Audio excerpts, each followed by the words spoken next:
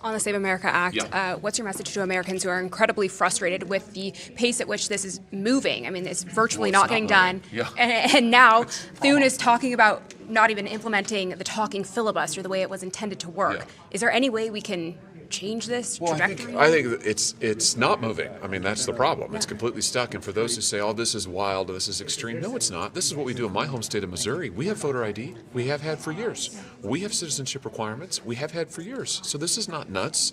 This is what most states do. It's just a few states who don't want to do it because they want illegals voting. I think the Senate should pass it. And I think, as I said a second ago, if Democrats want to stall this and don't want to vote on it, they should have to go hold the floor like it used to be in the old days. They can go and talk as much as they want, but sooner or later, they're going to run out of time, and then we would vote. And that's what I think we need to do. But it seems like Thune specifically is, reluctant to move forward with implementing the talking filibuster. Yeah, I'll let him speak to that. I mean, I would just say that my view is that this is extremely important, and it's just a myth that to make people actually go and defend their position on the floor is somehow a great break with Senate tradition. That's not true. This is how the filibuster's always been implemented. You want to stall something, you can go to the floor. Ted Cruz once read children's books on the floor, for heaven's sake. So that is you can ask him about it. So that is how it's traditionally done. And now Democrats say, well, we don't want to do that. And if you make us do that, you're breaking the Senate. No, we're not. This is how the Senate's supposed to operate. But we should do something. And my concern right now is on a lot of things. We're just not doing anything, and we need. Yeah, except for that's not funny. The fact that the Senate is not doing their job isn't a laughing matter. It's actually pretty sad. We have soldiers dying, fighting wars, doing actual hard stuff. And we got these guys in suits walking around fancy buildings who can't get their act together whatsoever. It's an absolute joke as far as I'm concerned. And I think if you heard my show last night with Alpha Warrior and what I've been telling you guys, it has to happen. There's no way that this isn't going to happen. In fact, President Trump said it. One way or the other, this is going to be the law before the elections in November. And I got to believe he understands what he's up against. He's got to understand what America is up against. And as you saw in my thumbnail, I truly believe we are fighting wars on two fronts. One foreign, another one domestic. At least the one that's foreign, we can see that the ideology is completely whacked. We can see that they just want America, basically dead. Whereas on this side, I think it's a matter of lining their pockets. I think it's a matter of staying in office. I don't think it's as much socialism as it's just greed and corruption. Yeah, there is some socialism there too, but for the most part, they can't do their job. Our system of government is not going to work if people aren't willing to do the hard stuff. You can bet your ass if the situation was reversed, the Democrats wouldn't even be losing an ounce of sleep. They would be coming for us faster than you know. They would have been dead and broke the filibuster. They're going to pack the Supreme Court. They're going to do all kinds of DEI stuff. They're going to raise your taxes, and they're not even going to blink. And they love it. That's what they want to do. Whereas our team, supposedly our team, they can't even get on the court. They're not even willing to do the hard stuff. Yeah, some people are going to say some nasty things about you. Yes, people are going to write stuff, nasty on Twitter. Yeah, they may drive across your house and, throw a Molotov cocktail. It's time to pull up the big boy and big girl panties and do your job, even if it means you get something thrown through your window.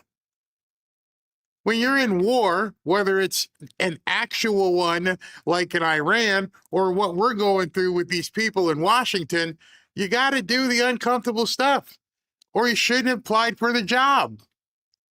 It's not all going to cocktail parties and hanging out with all kinds of donors and lobbyists and all that kind of crap. There's sometimes you got to do a hard job. The easy job, oh, you love those. Hey, let's vote ourselves a raise. Oh, 100 to nothing. Oh, you can agree on that. hey, let's not release where we're putting all this money for the people who have been doing sexual harassment. Oh, no, we can't. Let's all agree on that. Let's vote in or make voter ID a law. Ooh, that's tough. No, it's not. It's brain dead easy. The fact in 2026 that we're actually trying to think, should you be an American to vote in America? The fact that we even have to be discussing that tells us you didn't do your job a long time ago. It's not even something now. You didn't do it a long time ago to let it get to this point. You come in with this magical disease and you say, oh, we can't leave our houses, but you know what? We'll do mail-in voting. So we'll make it real easy. Real easy. And now you stepped into that trap that they put in front of you, and now it became so easy that we can't take away mail-in ballots. That's what people are used to. Everything they do, it feels like they're just bumbling and stumbling along.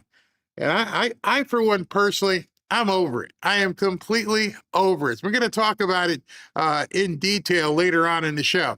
Let me tell you what's coming up. We're going to jump into our show. President Trump and Melania are supposed to hit the stage talking about Women's Month or something at 4 o'clock. We'll jump to that. Just bring you up to date if you haven't heard that there's been a shooting. Nothing else has been released in terms of who the person may be, but he just happened to drive his truck into a synagogue, where Jewish people are. But luckily, nobody got hurt except for a security guard, and he's dead. And so, how much anybody want to, wager a bet on who this dude is? And how fast this story will disappear when they find out, that he hangs out at the Ali Ali snack bar. Who else is out there trying to kill Jews? Stuff is going to keep happening. And one of the stories I just heard about this thing, which is really important, and it said this synagogue was prepared. And obviously they had weapons. They were ready for somebody to try and think they had an easy target. And they showed up at the wrong synagogue because they lit him up. You're going to have to be very vigilant when you go into public spaces. Unfortunately, that's what we got to do. We got to do the tough work right now because our government is not going to protect you. You are not going to have time to dial 911. The 911 comes after it's already done. Hey, you want to come pick up this snack bar guy? Because he's dead. Okay, we'll be right over. And they bring out all their toys. But if this synagogue was not prepared, the story might be different right now. The story might be horrific. No one's coming to protect you. They'll come in after the fact, but you're going to have to be completely prepared in today's world. Your government's not going to protect you. They just want to let people in, as many as they possibly can, because they need power. I haven't seen one Democrat as of yet come out on a screen. I'm sorry. I will correct myself. Gretchen Whitmer did make a statement.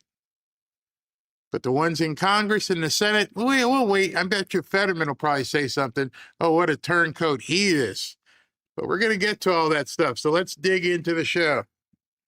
One man is being victimized by our own government. One man whom they fear, yet who millions love. One man who is willing to take the poison arrows of lawfare. One man whose voice has been taken away by a corrupt judge operating in a corrupt system. One man who has been ridiculed and insulted. One man who refused to back down. One man who refused to back down. One man who refused to back down. One man who stands between us and them.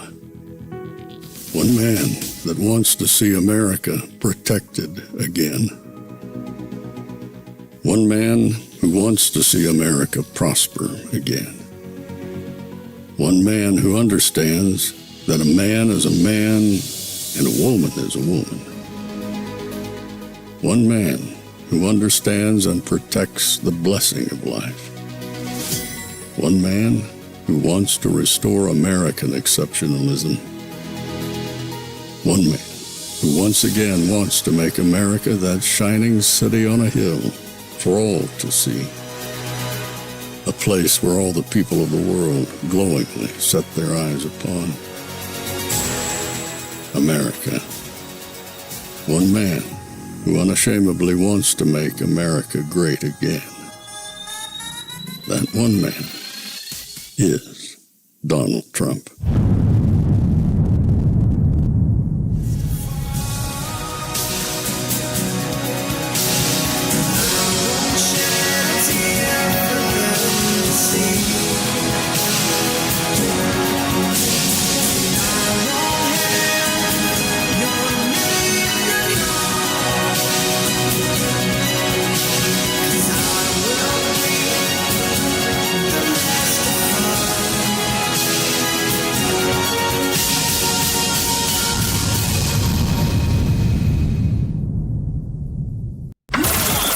This is Fanfare with Barry Cunningham. They came in through the open border policies of Sleepy Joe Biden, one of the worst president in the history of our country. And we've got our eyes on all of them. But the war itself is being prosecuted at a level that nobody's seen before. It's pretty amazing to watch. Can you give us a timeline on when you're planning to tap the Strategic Petroleum Reserve, a timeline of when that could happen? We're going to be doing it very quickly, and then we'll fill it up. We'll fill up our reserves. You know, if you remember, I filled them up, and then I had a deal to go at the highest level, a level that's never been, and Schumer and the Democrats for $25, and it was turned down. You remember that, Peter? Almost before your time, but not quite. But it was, we had a deal at $25. Think of that, $25 a barrel, and the Democrats turned it down. We're going to tap it out like it's never been, but they turned that down, and now it's a lot higher. Are you considering having the U.S. Treasury Department buy oil futures as a means to keep the oil prices down or bring the oil prices down? We're going to be in very good shape. You see what's happening. They are pretty much at the end of the line. Doesn't mean we're going to end it immediately, but they've got no Navy, they've got no Air Force, they've got no anti-air traffic, anything. They have no systems of control. We're just riding free range over that country. And now we're going to look very strongly at the Straits. The Straits are in great shape. We've knocked out all of their boats. They have some missiles, but not very many. I think we're in very good shape. The main thing is we have to win this. They win it quickly, but win it. And there are many people, I'm just watching some of the news. Most people say it's already been won. It's just a question of when. When do we stop? We don't want to let it regrow. And ideally would like to see somebody in there that knows what they're doing. In other words, they can build a country. Now, one other thing, we can hit sections of Tehran and other places that if you do it, it'll be almost impossible for them to rebuild their country. And we don't want that. But we can hit electric, we could take apart their electric capacity within 1 hour, and it would take them 25 years to rebuild it. So ideally, we're not going to be doing that. Thank you very much, everybody. Thanks for the question. Is your timeline still 4 weeks? So, very interesting what he just said there at the end, which is obviously, in my estimation, a communication, a comm to somebody else. We could take out your entire infrastructure and make you guys a dead country for 30 or 40 years. We don't want to do that. Oh, yeah, hell yeah, he wants to. He's telling you, don't make me do that. He's letting them know, I could do this, but I don't want to have to do it. It's going to hurt me more than it hurts you. Last night during my show with Alpha Warrior, there was news, and it quickly went away, about some sort of EMP, electric magnetic force, whatever they call it, and poof, pulse. electromagnetic pulse. Poof, we just saw it. It looked like a mushroom cloud. Nobody talked about it this morning. And it was very finite, reduced kind of EMP. And I think it was almost sent as a warning. The real one could be coming at any minute, and there's nothing you can do to stop it. So as I've shown you a number of times here, the actual manipulation in a market and how it takes place. And so he just told you, we control the air, nothing you can do. We basically control the sea. You got some boats that you might want to drop a mine in here or there. So if we control the air and we control the sea, and as he just said, the Straits of Hormuz, things seem to be moving okay there. Tell me why oil prices are spiking again. You know, I showed you the other day, and here we go again. Oil prices are at 95.55, heading to 100 once again. Why is that happening? Why are we seeing oil spike? Because if everything is okay, then what you're seeing is a lot of manipulation at this point by good guys and bad guys who are trying to do profit taking, and it just keeps popping, but it's heading towards 100. It may get there, it may not. But the thing you have to understand is if we do control everything we say we control, why are they making it go up? Because Americans consume so much of it. It's an easy profit-taking proposition. I was talking to Ashley before we came on here. She said my grandson took his truck to go fill up. And he's like, it was $100. Well, what happened? It was like, nowhere near that before. And she had to tell him, well, there's a war going on in Iran. How much longer is it going to last? But that's not the answer, because it should not at this point be causing an issue. The oil that you see at your gas station right now has been shipped over in tankers in the big trucks and brought to the gas station, and they're filling it up. There is no shortage. And I think every single one of you, wherever you live, can go there and look and say, no, there's no shortage. There's no lines. Why is it that the oil prices are going up? Because they're manipulating people to think otherwise. If you take it in the stance of we're fighting two wars, domestic and foreign, and you realize the objective here is to wound Trump. The objective here is to make everybody look and go, look at what Trump's doing. It's awful. And right now, one of the ways that they realize they can try to do that is by not educating people that all the oil we need is already in the ground here. It's already in the tanks. How can it be going up at the pump? Because the puppeteers are pulling the strings. President Trump even posted something to that effect. Let me see if I can find it here real quick. I wanted to show you this because he puts this out, and it had to be for the same reason, to let people know you're being played with. The United States is the largest oil producer in the world by far. So when oil prices go up, we make a lot of money because we sell to other countries. But of far greater interest and importance to me as president is stopping an evil empire, Iran, and from having nuclear weapons and destroying the Middle East and indeed the world. I won't ever let that happen. Thank you for your attention to that matter. So he just barely touched on the fact we're the number one producer right now. If you don't know what the term net exporter is, you might want to research that. We are the number one producer, and we are net exporting, which means there should be no shortages and there should be no rise in gas right now. It's all choreographed, and it's choreographed to hurt President Trump. In fact, today, what was so funny, well, sad, CNN ran 4 minutes straight of Iranian state television as they spewed propaganda into America. In essence, they are cooperating with the enemy. Why would they be cooperating with the enemy? Because it hurts Trump.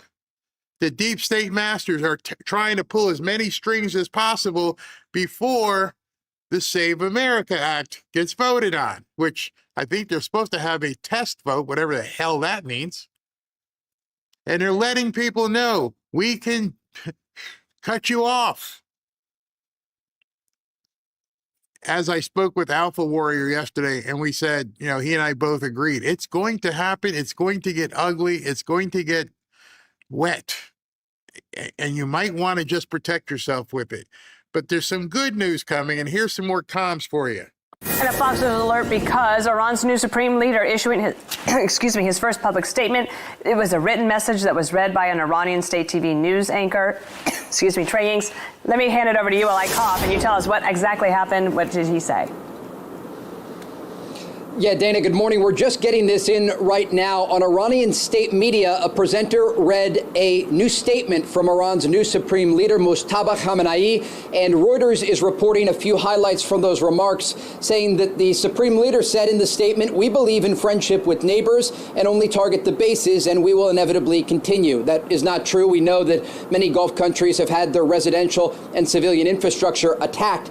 Now, Iran's new supreme leader in this statement goes on to say all U.S. bases should immediately be closed in the region, and those bases will be attacked.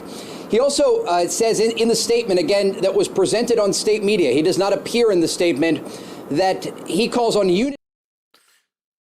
Then how do you know it's from him? He does not appear in the statement. A representative read it. Nobody's seen this guy. We don't even know if he's real. We don't know if he's alive. We don't know anything about who's running Iran. I've heard the stories that he got his leg blown off, he's in a coma, all kinds of different stories. Bottom line is, nobody has seen him. So let's assume that, you know, the next Ali Akbar guy here is alive. Let's assume he's alive and kicking. He's virile, he's strong, he's ready to take on the United States. Then the other only answer you have is he's in hiding.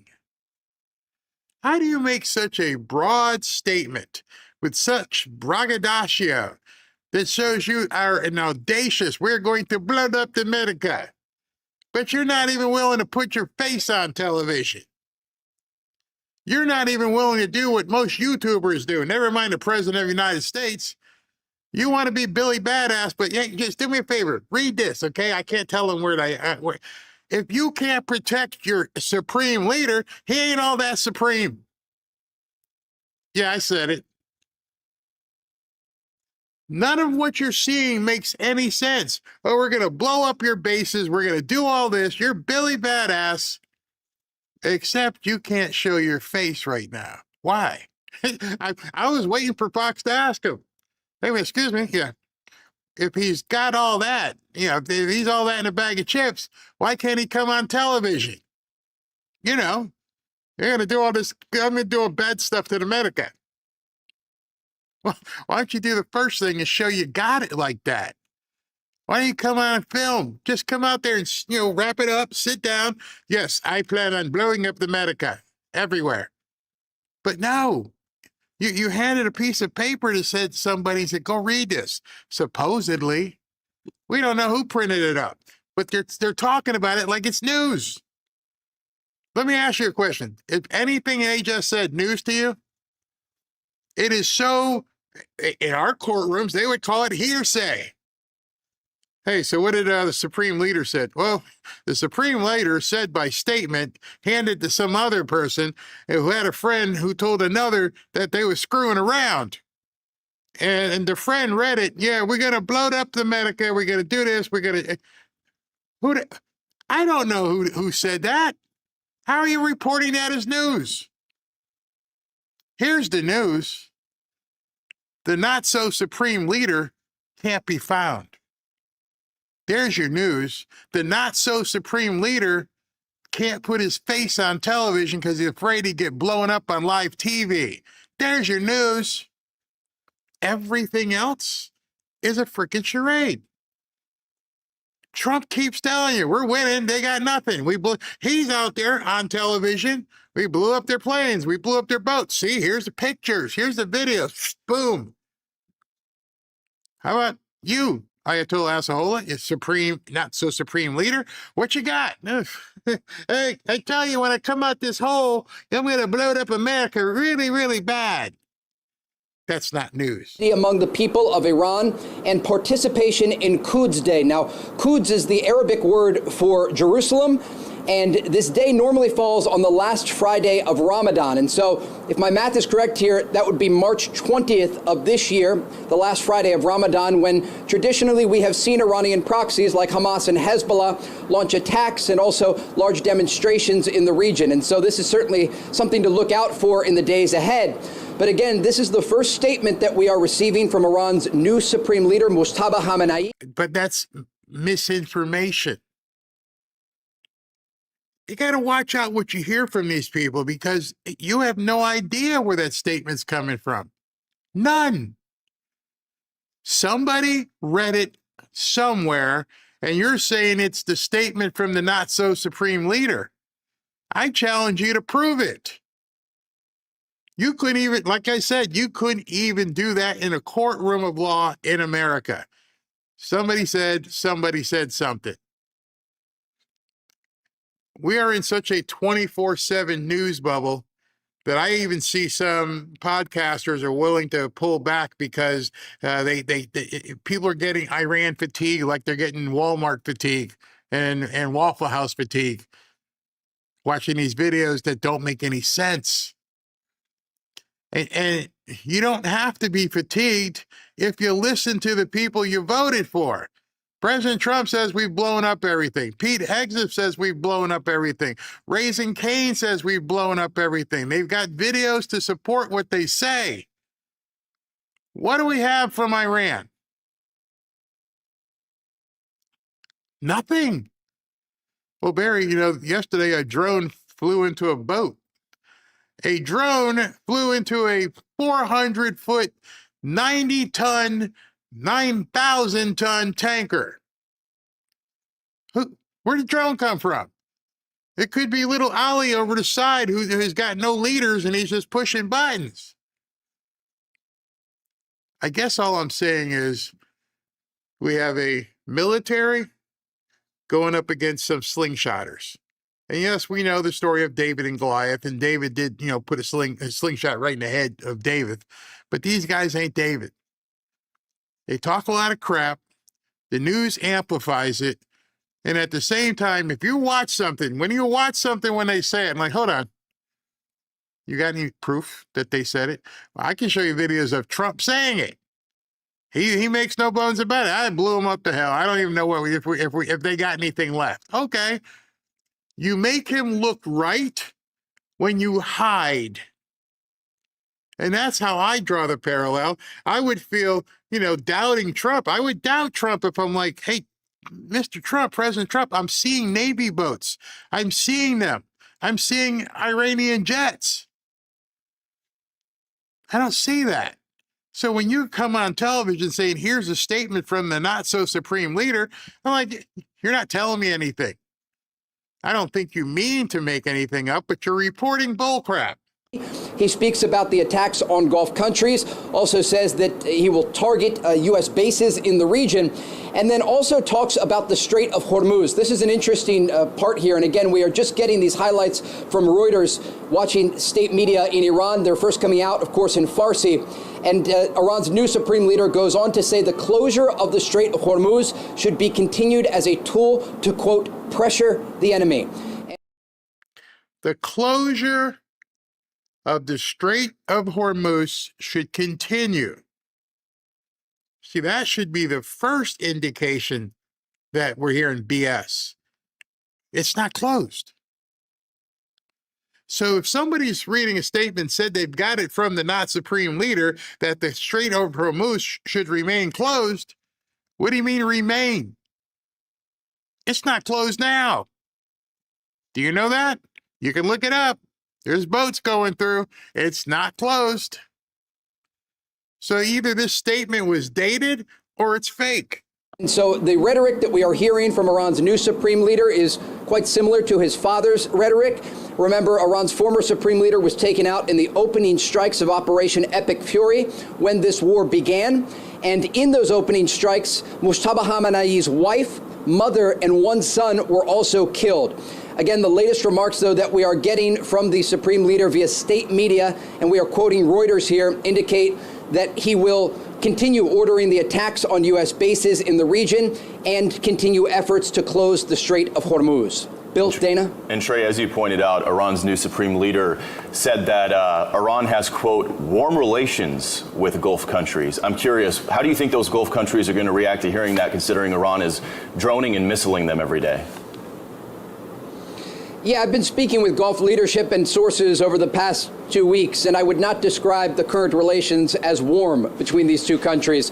Not only Qatar, but the UAE, Kuwait, and Bahrain have all come under Iranian ballistic missile and drone fire in recent days. And while the Iranians have attacked U.S. bases in the region, they have also attacked civilian infrastructure and energy infrastructure, including Omani energy infrastructure. We showed you those images earlier this hour. So understand, they're firing, somebody's firing something into other countries who aren't even involved.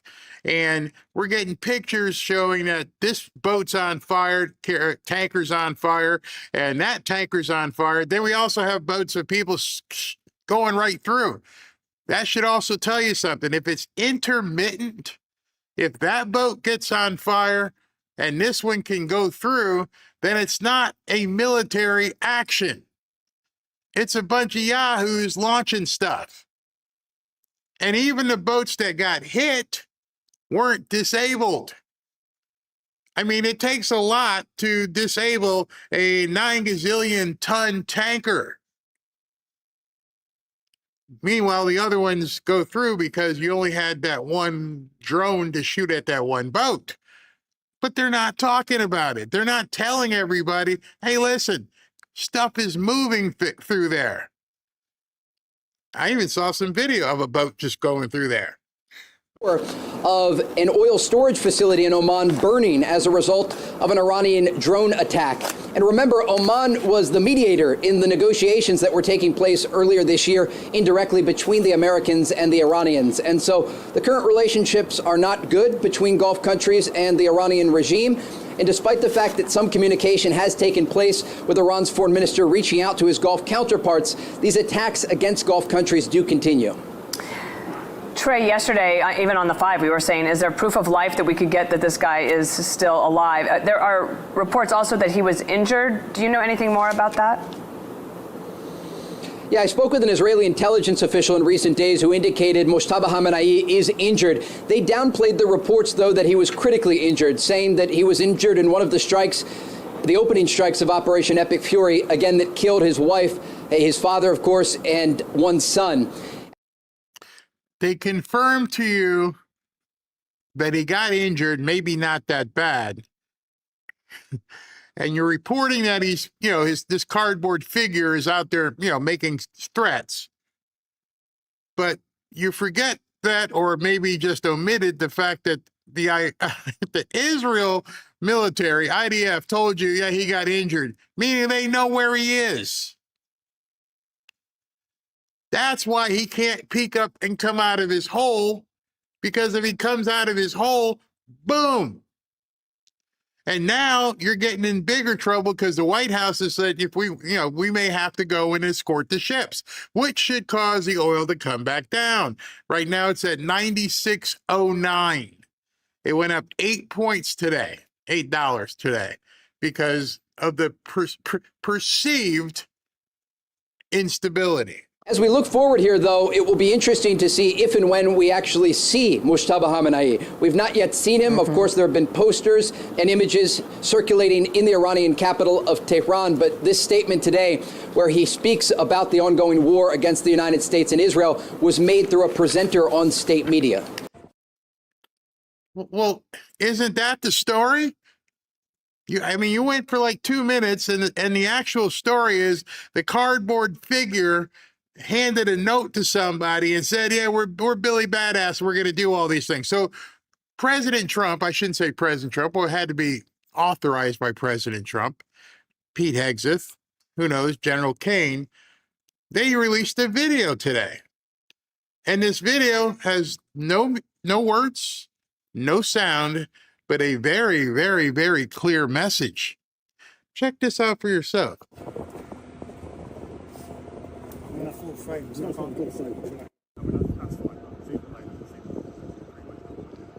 What you're looking at are Moabs being loaded into a giant bomber.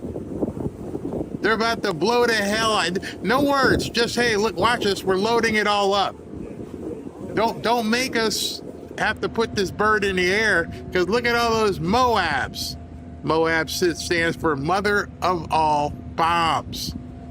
And they put this together and they put this out without a single word. China does not agree with the... Not a single word was spoken. Just, hey, okay, you want to do something? And Moabs, in case you're not familiar, are basically those bombs that are designed to go way down and blow up stuff underground. Like, maybe where an Ayatollah would be hiding. And they just, that 30-second video, just go ahead, load it up. Load it up. He wants to talk a lot of crap. Show him we're putting the Moabs on the big B-52. We're going to carry a whole bunch of bombs over there. Bombs designed to root out gerbils. Now, here's something that's very, very interesting. After the Ayatollah's people released that message, China, which has been relatively quiet, decided to post this. Prevent further expansion of the conflict. The solution lies in returning to dialogue and negotiation as soon as possible and striving to restore peace. The fundamental solution is to jointly return to the right track of abiding by international law and the basic norms of international relations. So China's like, hey, can we take it down a few notches? We need this oil. Can we talk? Incidentally, in a couple of weeks, President Trump's going to go see Xi Jinping. So now China has not come out and supported Iran. They've done just the opposite. You need to tone it down. And so that's being fought over there. All of this stuff is happening as we're fighting a separate war here with our own crazy government that wants to take people out. And I don't mean take you out in terms of kill people. They just want to let Trump go away. And like Alpha Warrior said last night, and I believe him, the idea here, definitely from the left and some on the right, is they need to impeach him. They need to get rid of him. They can't keep this going. Let me take some comments here in a second. What do I got to do here? Okay. Hold on one second. Got to do something here. And there we go. All right. So I want to talk to you about Patriot Addict. One of the things I have to do is I have to click so many buttons when I do an ad for these guys. So, but nonetheless, I got to do my job.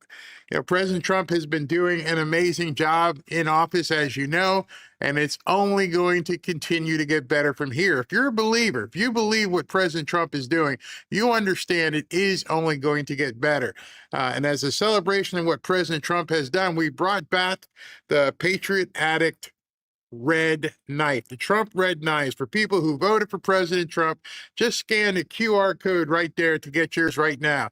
As I've shown you, let me see, make sure it shows up with the green screen here. It's a good knife. It's balanced. It's very sharp. It's got a window breaker if you're having to drive into the water. It's got a seatbelt cutter. It's very sharp. It's got some sort of fast action opening thing here. So you have to be very careful because this thing will cut you. It'll definitely cut you. Now, the best part of getting this knife, just by going to that QR code, is you get it for free. Free, free. This is just their way and my way of saying thank you for supporting him and supporting this channel and being a part of this moment in history. Normally this knife retails for $70, but right now you can grab it just for the cost of shipping. I believe it's like 12 or 14 bucks. Just scan the QR code right there to get your 100% off coupon and claim your Trump knife today before they're all gone. Just go ahead and do it. It's free. People in the chat will probably tell you they got theirs, and it's free. Just pay the shipping, and you get that heavy, sharp knife. I'll be right back in 90 seconds.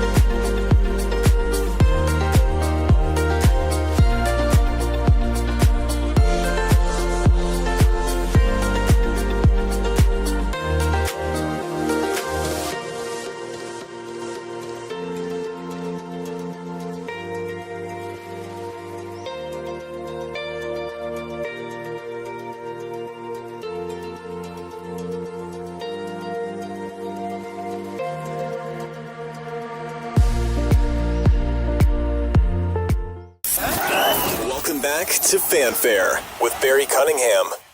All right, so let me jump into what they commonly call the B block. The second story of the day, which I want to talk to you about, is this insanity, which ties into the Save America Act by them not wanting and refusing to fund various agencies like the TSA. It's absolutely absurd. Right now is a heavy, heavy travel time between people, snowbirds especially, coming down here, spring break across the country. Ashley and the kids are coming down for spring break. And it's funny because it seems only to be hitting certain areas, which is very odd, because if the TSA delays were a national thing, then everybody would be backed up. But it's only happening in certain areas. I wonder why. Let's listen in. The concern tonight, those long TSA lines could soon turn spring break travel plans into a travel nightmare, with TSA officers set to miss their second paycheck on Friday. Out of 50,000 TSA officers, the agency says 300 have quit since the start of the shutdown. And 50,000 TSA agents, 300 quit. I'm not making light of the situation, but why the hell is that even a story? 300 people have quit out of 50,000. You know, having managed teams and understand how many people you need to run a department, you pretty much have a arsenal of, in case somebody is sick or can't show up, you've got enough people to cover. You had 50,000 and 300 didn't show up. You can do the math. That is like infinitesimal in terms of how many people. So why is this becoming a big deal? Because it's news that they can talk and try to label and put it around Trump's neck. 6% are now calling out, but on Sunday, more than half the TSA officers failed to show up for work at Houston Hobby, leading to a 3.5-hour delay with lines snaking through the terminal. For people worried about spring break, should they be expecting 3-hour lines? It depends on where you're coming from, and we're going to have to adjust operationally depending on what we see. But we want folks to come to the checkpoint early, prepared, and please do be respectful to the TSA officers. How can a national agency that's been shut down per se have an asterisk of it depends on where you're coming from? How does that make any sense to anybody? I want President Trump and Sean Duffy to chime in on this. Why is it just certain cities? Houston, huh? Certain cities, Phoenix. You getting where I'm going here? But as Democrats say, they're open to funding TSA, but are demanding ICE policing reforms. Yet again, frontline TSA workers are struggling to pay the rent, gas, and groceries. Today, Denver Airport asked travelers to donate $10 and $20 gas and grocery cards to TSA officers.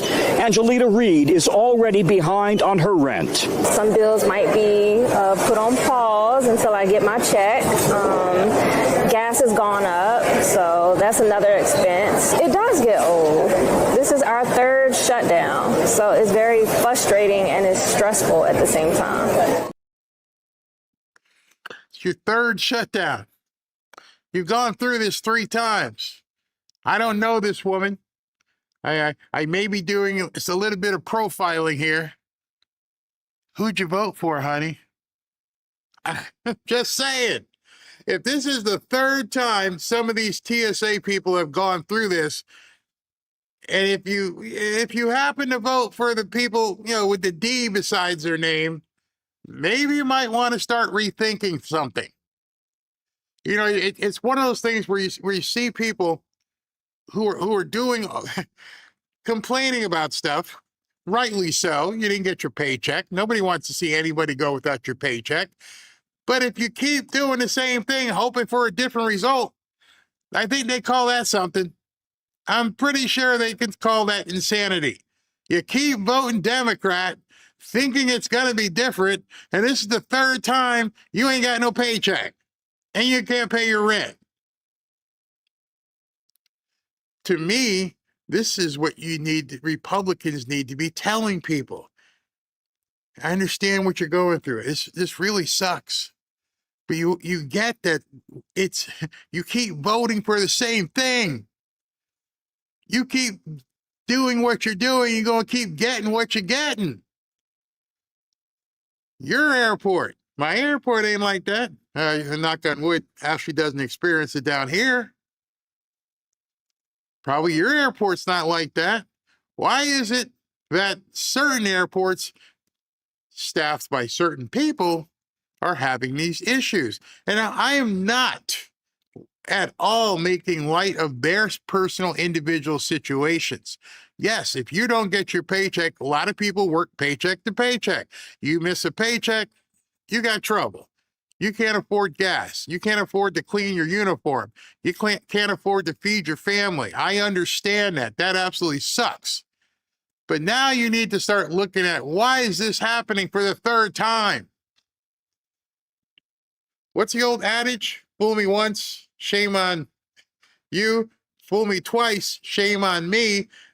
Fool me 3 times, you're just a blithering idiot. Now, with spring break about to kick into high gear, concerned that more officers will call out or simply quit. Why are we even here if we're not going to get paid for it? Martina Santana, a transportation security officer at Phoenix Sky Harbor Airport, doesn't know the next time she'll receive a full paycheck. The last one was minimal. People saying they got $4.25 paycheck, a $13 paycheck, a $70 paycheck. Department of Homeland Security funding has been frozen since mid-February as Senate Democrats and Republicans continue to disagree on the 2026 budget. This comes not long after a 43-day shutdown last fall. Everybody was thinking it wasn't going to be a long one this time. They did it to us before. It can't happen twice. That's everybody's. How'd that work out for you? Like I said, I don't know. I've never been a behavioral analysis, but something tells me I'm looking at Democrat voters going, how did this happen again? Oh, people here in the chat can tell you how it happened. People here in the chat can tell you how it'll happen again. If you don't learn from this, and I hate that I'm doing some profiling, but the shoe kind of fits, I would bet. You keep getting screwed. If there's Democrats watching this, understand you keep getting screwed and you keep biting on the promise. Oh, it's not going to be like that. It's going to keep being like that. That's all they do is lie, steal, corruption. I got a $13 paycheck. I would have taken that paycheck, driven to Washington. I probably would have got arrested. The local TSA union representative, Jovan Petkovic, tells me some Phoenix workers are still fighting for back pay corrections from the last shutdown. Being basically backstabbed, being abandoned basically by our leaders. Absences and resignations are increasing. In the first 2 weeks, we lost 8 officers. All while travel surges for spring break. Airports around the country, including in Houston and New Orleans, saw hours-long lines this week, forcing passengers to rebook later flights. Sky Harbor. Houston, New Orleans, Phoenix. I'm seeing a pattern here. I could be wrong. I'm not in CSI. I'm not one of the criminal minds people, but I'm seeing a pattern. And I'm seeing the people that are showing on camera. I'm seeing something. I could be completely wrong. I could be completely obstinate, ignorant.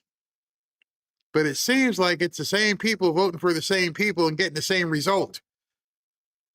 You got to learn from your mistakes. You just can't keep making the same mistake thinking it's going to get better. Didn't see anything that extreme, but some wait times crept above normal this week. What's your opinion why we don't see that here in Phoenix? Phoenix is different. We have a lot of people that, like I said, we have a lot of old timers, a lot of people that have been 22, 23 years, and it's just, and they work their 40 hours, they work their 80 plus extra overtime hours. Santana and Petkovic tell me even their most dedicated workers can only go so long without receiving the pay they deserve. Eventually, people are going to get exhausted. I don't think it's exhaustion. I'm pretty sure it's not exhaustion. I think it's pissed off. I worked, I showed up, I punched the clock, I was here, manhandling people and checking their bags, and I didn't get my direct deposit. That's not exhaustion. That is pissed off. I didn't get my money. Messing with my money is messing with my emotions, Smokey. These people worked for what they deserved to be paid. And everybody in the media who sees these people not being paid should be screaming at the people who are causing them not to be paid. If somebody owed a debt, you'd probably get the investigative reporter going, hey, yeah, you work for the roofing company. You're not paying your people. You'd expose him. Why are we not exposing this for what it really is?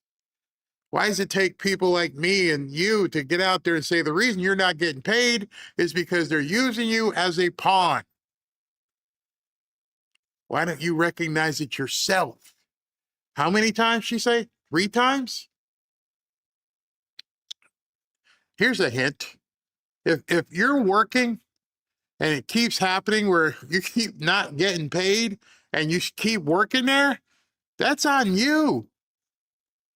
You make your career choices. Find something more stable. Hey, listen, I can't do this. I can't roll the dice going to work. I can't get up, take a shower, put on my uniform, head to the airport, go through security, get out there, and then look, I didn't get my direct deposit. You see, I didn't get my direct deposit. I wouldn't even be there. This has got to stop, and it's on the Democrats. SB hit me up, says President Trump posted something on Truth Social. He did, indeed. He says, where is the Federal Reserve Chairman, Jerome Too Late Powell, today? He should be dropping interest rates immediately, not waiting for the next meeting. President Donald J. Trump. Why did President Trump post that? Why did President Trump post that right there? He posted that so that you would know more about how they are attacking Americans. They think they're hurting him. The guy's got billions of dollars. He's fine. He doesn't have to worry about the direct deposit not hitting his account. He doesn't have to worry about the mortgage payment going up or down a little bit. The guy from Starbucks doesn't care if the mortgage rate goes up and down a little bit. He just bought a $44 million condo here in South Florida. The people I deal with buying homes, they don't care. They are almost economically agnostic. They are masters and mistresses of their own domains. They understand markets. They understand how to profit in an oil market like this. They understand how to profit in a silver market. I didn't even check silver today. Let me check silver today. And silver's down 1%. They know how to make money. And that's why there's not a huge push by some of these people, because they're fine. And that's also the reason why I keep pushing prosperity, you guys, because I don't want you to be a TSA agent who has to go through the third time of having your pay stopped, and then you go to work and can't pay your rent, and the food's too expensive and gas is too expensive. What if you didn't care? What if you're like, I got to put gas in a car. Oh, how much is it? I don't know. Just put the gas in the car. I don't even look. What if you were like that? That's the problem we have. One of the problems we're having right now is those people in Washington, they're like that. They can go to the nice restaurant. Doesn't matter what the TSA guy got paid or not get paid. Don't care. They can take the Uber, the limo ride, do whatever they need to do. Doesn't affect them. This is an attack on everyday Americans. And that's the problem that not enough people on the left or right are understanding. Everything that's being articulated and choreographed is to hurt Americans because it doesn't affect them. When Ashley and I were up in Washington, one of the things we obviously observed was everybody's got 4 or 5 assistants, got the nice big office. They get to go to lunch whenever they want. And if there's no voting that they need to do, they have completely free days. They get all kinds of stipends. They get money to pay their staff members, whether the government is open or not. So when you have a government that at this point is way up here and looks down at the people that they supposedly govern, we got a problem. And the one man, you've seen my intro, the one man who wants to make sure that you're protected is the guy they're trying to attack. They are trying to attack the guy who's trying to make it easy so you can live your life and pump gas and not have to worry about it. I want you to sit back and think to yourself, when's the last time you went to the gas pump and you pulled up and pulled the pump and stuck it in the thing and never had to worry about what the cost of the gas was? If it fluctuated 60 cents, if it fluctuated $1, either way. When's the last time you were able to do that? When's the last time you've been able to go to a grocery store or call Instacart and have them bring you your food and not even care how much it cost? That should be the reason that motivates you to do more. Because there are people out there, and I'm not even talking about trillionaire Elon Musk or billionaires. I'm talking about people who have learned the game. And you're watching these poor people. I don't mean poor in terms of financially, I mean poor in terms of it being sad. Poor people who are being subjected to their paychecks not arriving. The one promise that they've been made, you show up and you'll get a deposit of X dollars. And they find out very quickly that you can't count on that. You see, when you depend upon somebody sending you that direct deposit, you are beholden to them. And our entire economic system was designed to make some people beholden to other people. And it's weird because so many of those people who subjugate people are Democrats. Republicans do it too. But the Democrats who keep saying they're for the people, the only people they're for are the people who can't make any money, who need welfare, who need food stamps. I don't know if you heard this. Oh, here, quick segue here before I take a break. President Trump hasn't come out yet. You know that RFK Jr. decided he was going to, not he, but the agency, FDA, when I met with Marty McCary in Washington, that you can get food stamps, but you're going to have to shop in these aisles. We can't afford for you to go eat all this diabetic inducing crap, and then we gotta, you're gonna buy it, and then you're gonna get sick, and then your whole family's gonna get sick, and then we gotta, bail you out there. Well, now they're suing. There are people suing HHS for the right to use your money to buy sugary drinks. Instead of saying thank you, I'll go here and get some lettuce and some, beef or something, maybe some chicken, maybe some fish. Nope. I want my juicy juice, and I got to have my Twinkies, and we're going to sue, essentially biting the hand that feeds us. You're going to sue. And you know it's coming. You know there's going to be some judge that says, yes, you got to let them have their Twinkies and juicy juice. Oh, you bad white guy.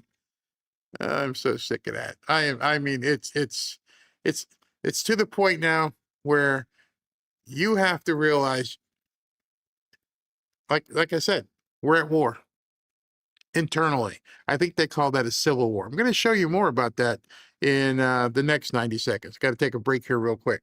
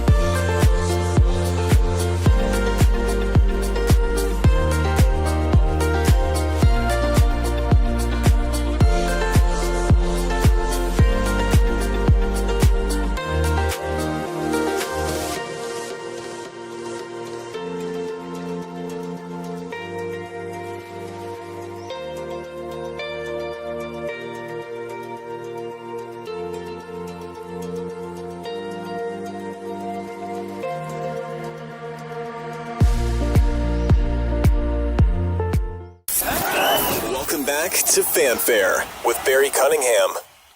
So I don't know if you know, but there were 2 shootings today. The one at the synagogue, and then there was another one at Old Dominion University in Virginia. So we had 2. Well, they haven't confirmed them, but they're probably 2 of those kind of people.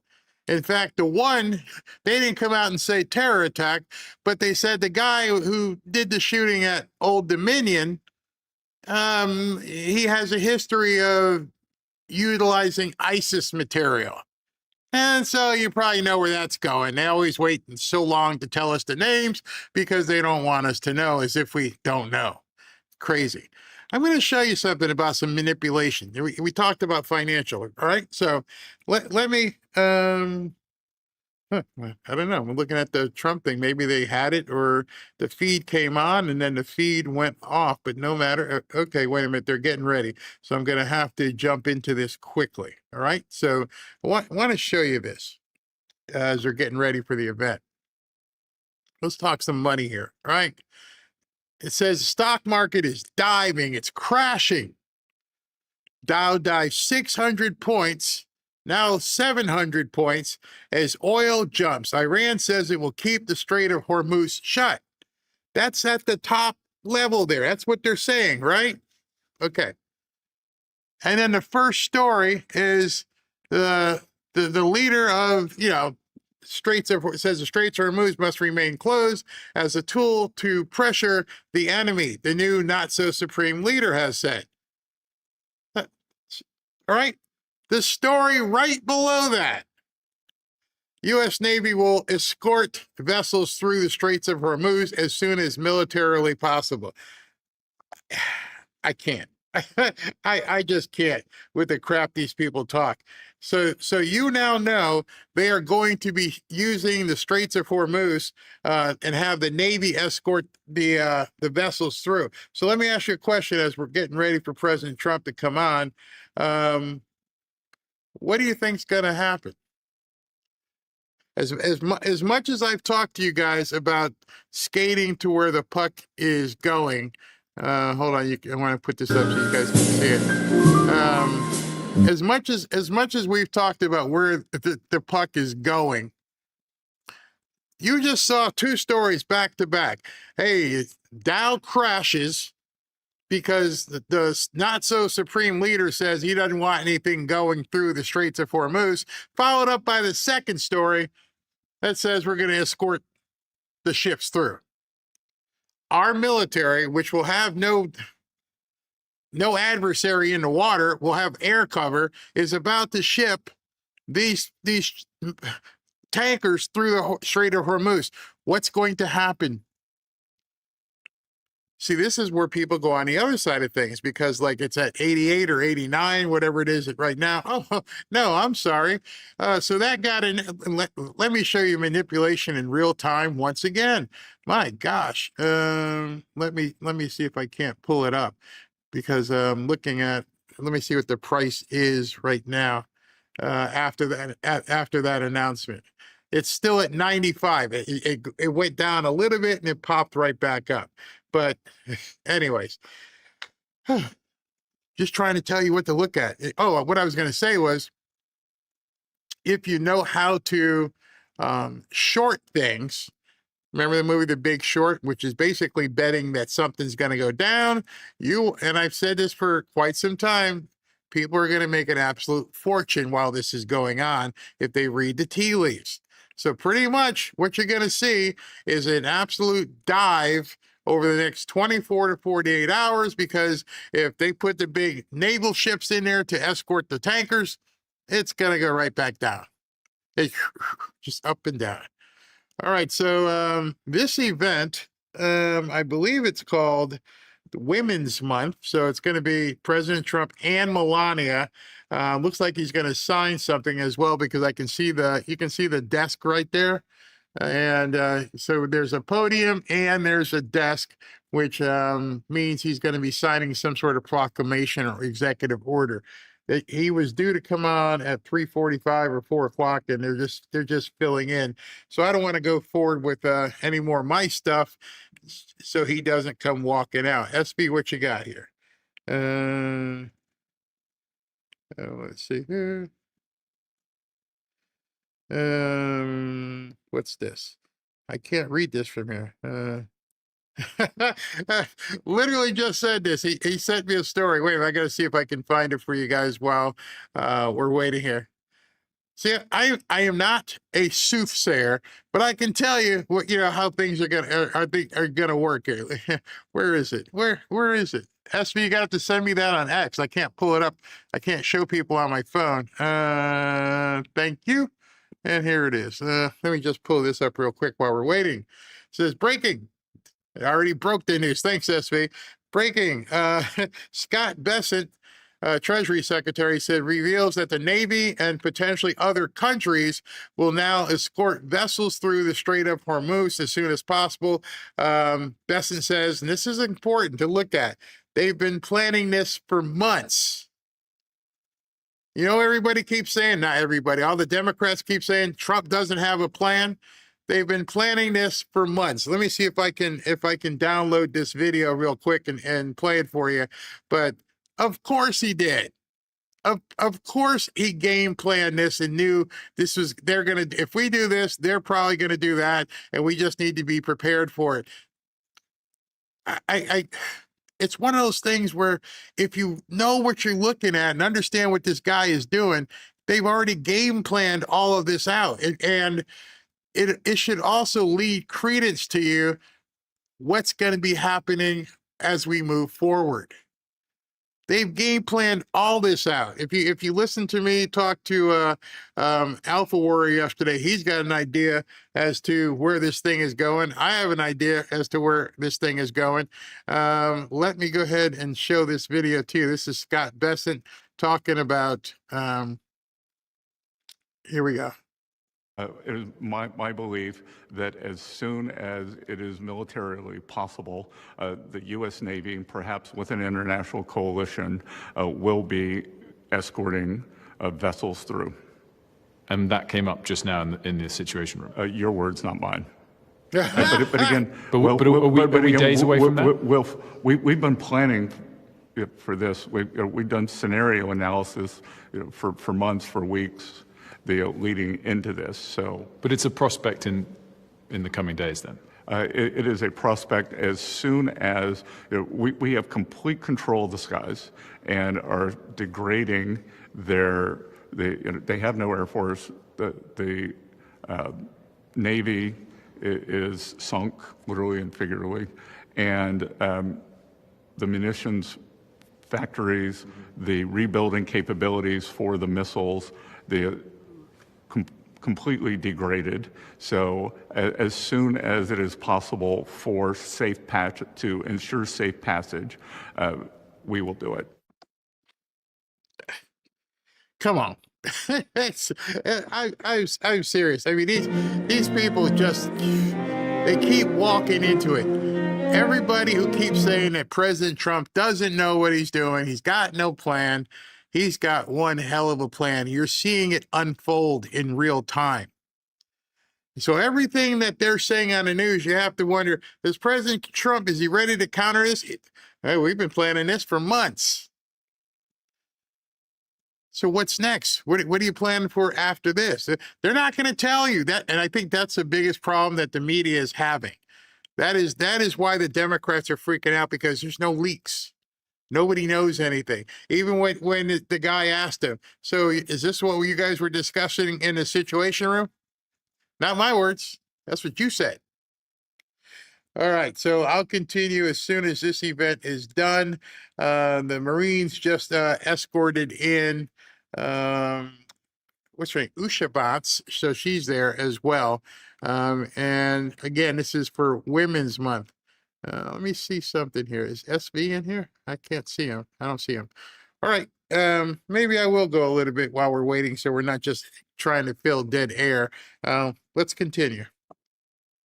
Stuart, we're talking about 150 jobs here at the smelting plant in South Carolina, and these are good paying jobs. They're going to pay on average of $125,000 a year. The plant here is going back to 100% manufacturing capacity for aluminum after they had to idle some of their production lines back in 2015 when the CEO says prices were just too low and competition from foreign suppliers was just too fierce. Listen to him here. The tariffs are working. As Peter Navarro said recently, they're sacred to this administration. And we're really confident that if we continue to do what we need to do, invest in this country, reshore supply chains, and hire more American workers to manufacture and build communities like we have here in Goose Creek, South Carolina, or in NOLA, Oklahoma, we'll be successful for a long time here in America. So, Stuart, I want to show you the work that's happening right here, because you can see the workers are building out what they call pot lines here at this smelting plant. This is where heavy-duty equipment will be housed that melts the aluminum, purifies the aluminum, mixes it with other types of metals to produce their finished products for their commercial customers. Once these pot lines are up and running, they will operate 24 hours a day. 24 hours a day, 3 shifts, people working. And the thing is, these aren't like $9 an hour jobs. These are $100,000 a year jobs. And you won't hear this on the Democrats because it's not the story they want America to know. 7 days a week. And this kind of domestic production is so important for our country because right now most aluminum comes from foreign sources, mostly from China. And some of it, about 8%, is coming from the Middle East, which is driving prices higher. And the CEO of Century Aluminum here in South Carolina says that underscores the importance of building up domestic production like you see happening right here, Stuart. Well, all of us are paying higher gasoline prices across the country since the Iran conflict began, but the fuel costs in California are almost $2 a gallon higher than the national average. Look at that. Why is California $2 a gallon higher? It don't matter right now. Boss just came out.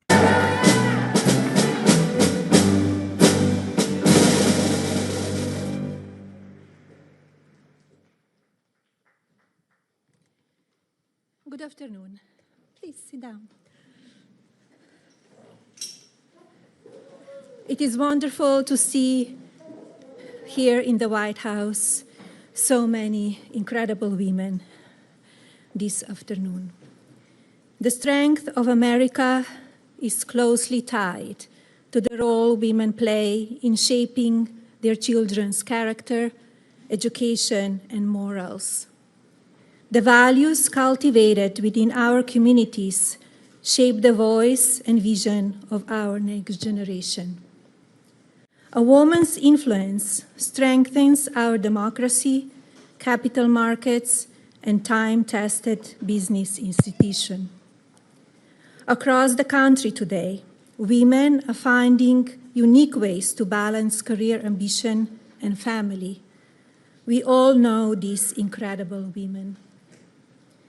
They dominate America's workforce now more than ever before.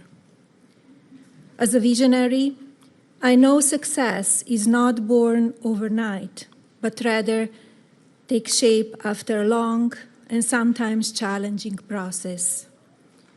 Often alone at the top, I follow my passion, listen to my instinct, and always maintain a laser focus. In solitude, my creative mind dances, filling my imagination with originality. Attention to detail, demanding schedules, and multitasking are everyday realities when building towards success. The principle resonates across all my roles as a mother, humanitarian, philanthropist, and entrepreneur. As well as with my new film, where I shaped its creative direction, served as a producer, managed post-production, and activated the marketing campaign. Curiosity is a core value that keeps me ahead of the curve.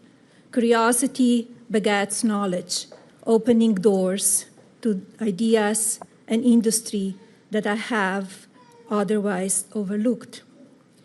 This unrestricted mindset has led me to build across very different sectors: fashion, digital assets, publishing, accessories, skincare, commercial television, and of course, filmmaking. The lessons I learned when launching my earliest ventures, such as how to build a brand, create superior product design, and activate an advertising campaign, remains just as relevant today. Markets evolve, technologies change, but the fundamentals of thoughtful leadership and continuous learning are everlasting. To all of the young women, entrepreneurs, and future leaders, make time for yourself, educate yourself daily, and spread your passion. Be courageous and take risks. Advance your profession through inspiration. Be a bold chief executive while keeping your family, if you choose so, at the center of your nation's future. And now, it is my privilege to introduce our Commander-in-Chief, who throughout his career has demonstrated a strong commitment to promoting women in leadership roles. Please welcome the President, Donald J. Trump.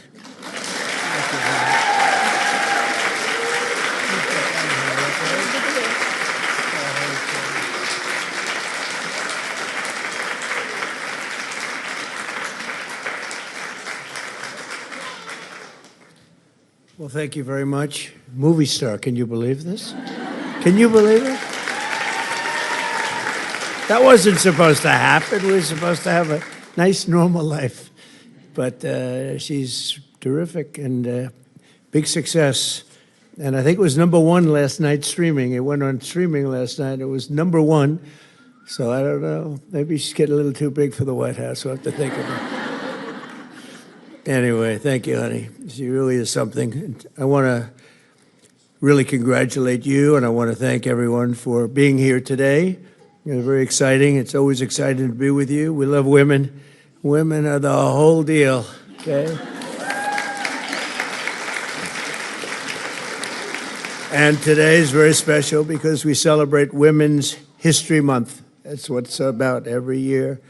And before we begin, I want to send our love to the Michigan Jewish community and all of the people in Detroit area following the attack on the Jewish synagogue early today. And I've been briefed, fully briefed, and it's a terrible thing, but it goes on. We're going to be right down to the bottom of it. It's absolutely incredible that things like this happen. On another front, an entirely different front, the situation with Iran is moving along very rapidly. It's doing very well. Our military is unsurpassed. There's never been anything like it. Nobody's ever seen anything like it. And we're doing what has to be done, should have been done during a 47-year period, could have been done by a lot of different people. They chose not to do it, but they really are a nation of terror and hate, and they're paying a big price right now. We're honored to be joined by many extraordinary ladies, working moms, and amazing women who are making history themselves. You really are. I want to thank Second Lady Usha Vance, who's a fantastic person. Where is Usha? Usha?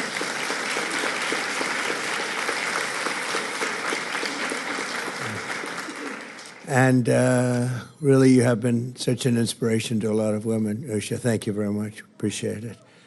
And your husband's doing a good job. The youngest and perhaps the best White House press secretary in history. Caroline, where's Caroline? Doing a fantastic job, Caroline. She keeps me straight. She keeps you, no, sir, you can't do that. You can't do this. I can't do anything. Life would be so much more exciting, wouldn't it? Thank you, Caroline. Great. Attorney General Pam Bondi, my friend. Good, good. Got some big things in store. She's doing a great job. Thank you, Pam. Labor Secretary Lori Chavez DeRemer. Thank you, Lori. Thank you very much. Did you catch that about Pam Bondi? Senator Cindy Hyde-Smith, who just had, what did you get, 84, 85% of the vote? What's going on? You know? Now I can tell this story. I would have, but Cindy Hyde called me up years ago when she first ran. It was a tough race.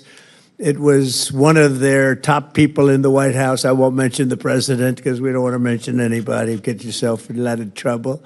But it was a top person, and it looked very tough for any Republican candidate. And Cindy Hyde was the one, and she was not, I don't know, not like the people that knew her loved her, but not a lot of people knew her. And she said, sir, could you do me a favor? Could you give me a rally? I said, a rally's a big deal. And I got there and she said, would you stay and do another rally in another part of the state? Nobody's ever, and we ended up with 3 of them. And she won in a landslide, right? And now she's at 85%. And now she wins. She doesn't need rallies. I say, do you want me to do a rally? I don't need any rallies, sir.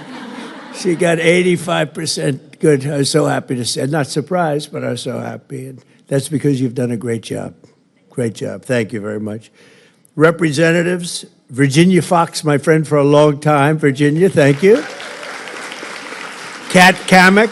Kat, thank you very much. Thank you, Kat. Diana Harshbarger. Where's Diana? Diana, thank you. A friend of mine, a very talented person too, very smart, Victoria Sparks. We argue, but we always come to the same place. Doing a good job. And of course, Kellyanne Conway. Has anyone ever heard of her? She's fantastic. She's in there fighting. She's a Kellyanne. A friend of mine said, you know that Kellyanne, I admire her, the way she goes in and she screams at those people she's got us, meaning the media, because this is a man that doesn't do very well with the media. It's one of those things. But thank you, Kellyanne. And also, I want to thank the New York Stock Exchange and the person who is so instrumental in its great success, Lynn Martin. Thank you very much, Lynn. Great job. Great job. Say hello to Jeff, right? Thank you very much. Going all the way back to our nation's founding in 1776, America has been strengthened beyond measure by the courage, by the spirit, love, devotion, and the incredible woman. I mean, all of these incredible women who have served our nation, uplifted our communities, pioneered new industries, and been the heart and soul of the American family. And they are the heart and soul. From Martha Washington to Betsy Ross, from Clara Barton to Amelia Earhart and Rosa Parks to Aretha Franklin, American women have propelled us to even greater heights. And now the Trump administration is working every single day to make America better, safer, and more prosperous for women and men, but much more importantly for women. And they are really the inspiration. They are so powerful and so important and so beautiful. I'm not allowed to use the word beautiful, but I'm using it anyway. Usually it's the end of your political career. If you say a woman's a beautiful woman, they say that's the termination of his career, but somehow it hasn't hurt too much. You're incredible women and you're beautiful women. Well, we're here to celebrate Women's History Month today. We also are celebrating National Working Moms Day, a very special day. And since I took office, we've created more than 300,000 jobs now filled by proud, hardworking American women. It's a record. The number of women-owned businesses increased by 1.2 million last year alone. That's also a record. These are all records. Got a lot of records. Think of that, 1.2 million last year alone, businesses opened by women. Very ambitious people, very, very ambitious, very, very amazing. To support working moms like many in this room, last year we passed the largest tax cuts in American history. So our opponents, as you know, want to raise taxes. We decided to lower taxes. All my life, I've watched politicians. I've only started this about 10 years ago. But I watched politicians, and I watched them so diligently. I loved it. I loved watching them. They would say, we will cut your taxes. We're going to cut your taxes. We'll cut your taxes. Even if they didn't mean it, they said it. The Democrats say, we will raise your taxes. I've never heard anything. But maybe that's why we won in a landslide, maybe. But we did cut your taxes. And that includes no tax on tips, no tax on overtime, and no tax on Social Security for our great seniors. That's a big deal. And with us today is Heather Kell, joined by her 14-year-old beautiful son, Finley. Heather is a single mom and waitress in Hendersonville, North Carolina, a great place. And thanks to the One Big Beautiful Bill, she got a big, beautiful tax refund of $4,000 this year, which she didn't expect. And Heather, please come up and tell us how excited you are to receive that. Come on up, Heather. Thank you. Thank you, darling. Thank you. I'm honored to be here today. I have been a waitress for over 20 years, and a lot of the people I've seen come and go in the industry are single moms, and they work hard. They're the hardest working people I know. And then at the end of the year, they're always super stressed out because they don't know where they're going to come up with the extra couple $1,000s that they owe on the taxes. And this year, I had to do a double take. I had to do my taxes twice to make sure this was real. I couldn't believe it. Thank you. Thank you so much.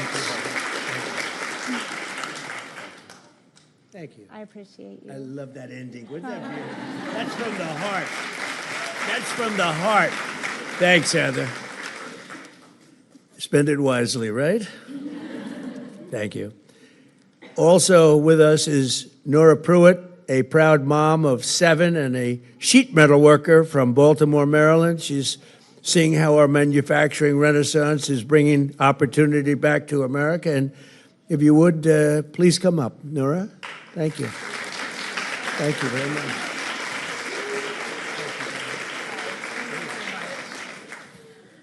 Hi, I'm Nora Pruitt. I'm blessed with a wonderful husband, Jason Pruitt, and my 7 adorable children.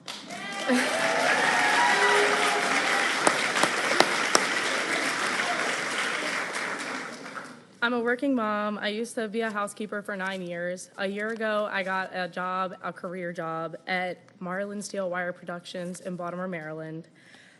I was matched with great pay, a 401k with great match. I got a huge promotion to set up a wire forming machine. We only use USA steel and we only make in the USA. With the big beautiful bill, we were able to buy one of the most expensive tools our factory's ever bought. Within that, it totally changed our lives. We were able to buy a 5-bedroom home on an acre of land. I just want to tell you thank you so much. Thank you. Wow. That's pretty good, huh? So we have another person that I'm going to introduce. You know, they said, "You mind bringing up 5 people?" I said, "Not really, but it's a lot." Then I looked at him and I said, "How about some more like that? We want more." But thank you. It's great. Great job you did. Another working mom benefiting from our policies is Lexi Chambers. And she's a second-generation farmer from Virginia who's got 2 wonderful daughters, June and Tilly. They're benefiting from our one big, beautiful bill. I always say great, big, beautiful bill because I like it better, Pam. They say, "Sir, that's not the exact." I said, "Don't worry about it. It'll be just fine. Great, big, beautiful bill," because that's what it is. And the $12 billion in farm relief we issued using tariff revenue. We get $12 billion. We took in tremendous amounts of money. We're taking in money because of the tariffs, and really jobs are coming in through the roof, and we have factories being built all over the country. As an example, in the last administration, less than $1 trillion in 4 years. We've taken in $18 trillion plus in 11 months. We haven't included the 12th month yet. So we're at more than $18 trillion, and it's a record in the history of our country. We've never done anything, and that was for a lot of good things. It was because of November 5th, but it was also because of tariffs. So, Lexi, please come up and say a few words. Lexi, come on up, Lexi. It's so beautiful. Nice to see you. Come on in. Hi, my daughter June had to join me. She was not one to stay. As a wife of a second-generation Virginia farmer, one of my biggest goals, second to teaching my children to love Jesus above all else, is to ensure that my daughters have the opportunity to farm one day. President Trump, your support of American agriculture through your changes and updates of the estate tax relief for family farms has allowed families like mine the opportunity to ensure that my daughters can farm one day. Thank you for your work on OBBB and your support of the American family farm. Thank you very much. Thank you.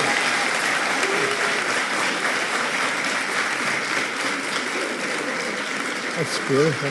You know, one of the things that we were just thinking about and talking about, and something so important is exactly that. You mentioned, I never mentioned it, but so big when you want to pass on your farm to your beautiful daughter someday. A lot of people, until we came along, I came along, we all came along together, you had a tremendous estate tax. They call it a death tax. You want the farm to go, well, they had tremendous estate tax. In some cases, they're sort of semi-land rich but cash poor, but that's the way it is sometimes. And farms were being lost all over the country. They were being taken away from the banks. And we ended the death tax. We ended it for the farmers, for manufacturers, and small businesses. So you're not going to be losing your farms anymore. Okay? It's going to be a long time from now, many, many years, 70, 80 years, but it's just going to have no tax to pay, okay? It's going to be in a long time. Thank you very much. That was great. One of the most important ways we can support women is by bringing law and order and public safety back to our country. And for the past 10 months in a row, think of that, 10 months in a row, 0 illegal aliens have been admitted to the United States, which is an amazing number. In 1 year, we've seen the largest decline in the murder rate in 125 years. It's back to the year 1900. That's before my father was born. He never liked talking about age. He probably would hate me saying that, but it was before, way before my father was born. And 125 years, the lowest number of murders. And part of that is what we've done with your department, Pam, and what we've done with some other departments. And Homeland has been amazing. So many people have worked so hard. You know, Washington, D.C. did not have a great reputation for security and safety. And now, as you know, it's the single, well, let's just say it's real safe. Because somebody's going to have to be very careful with the fake news media. They will say, well, wait a minute, there was a place in Tennessee that was slightly, it's gone from a very dangerous place where a lot of bad things happen to one of the safest cities in the country. You can come here now, and we've had an amazing record. It's been incredible. It's a real turnaround. Likewise, Memphis, Tennessee, a lot of problems. The mayor called, the governor called, and we went out and did a job. And in 3 months, crime is down 74%, and we'll get it down even beyond that, much beyond that. It was very quick. But I also deployed the National Guard to bring back safety to Memphis and New Orleans and all these other places, and they have done some job. What great people they are. Our capital is now considered, in fact, here's a stat, the safest capital anywhere in the world. How about that? We went from probably the most unsafe. I think we went from the most unsafe to certainly one of the safest. And here today is an outstanding female law enforcement officer keeping her community safe, Sheriff Michelle Cook from Clay County, Florida. Great place, Florida. Come on up. Michelle grew up in a military family, started as an officer almost 35 years ago, and has now been sheriff for nearly 6 years, and she's done a great job, and maybe more importantly, she's a great mom, they say. I think you're a great mom. So thank you very much, Michelle. Please. Thank you. Thank you. Mr. President, the only place safer than Washington is going to be Clay County, Florida. Okay, all right. Good afternoon. My name is Michelle Cook, and I am a 35-year law enforcement veteran, and I currently serve as the elected sheriff in Clay County, Florida. And I'd like to thank the President, Mrs. Trump, for having all these beautiful women in here today. Thank you so much. My husband, Don, and I are raising a big, beautiful blended family that includes 6 kids. And there's 2 topics that I know very, very well. That's raising kids and serving my community. Raising a family is an honor, and with President Trump's no tax on overtime law, families can now recognize additional dollars from their hard work. Up to $12,500 per individual, and up to $25,000 back in the pockets of hardworking Americans who work overtime to make their families happy and to provide the necessities that they need. And I want to say thank you for that, because it is making a difference in Clay County, Florida. I'd also like to talk about law enforcement. As I mentioned, I've done 35 years in this field. And one thing that I will tell you is that crime will rise to the level that a community allows it to rise.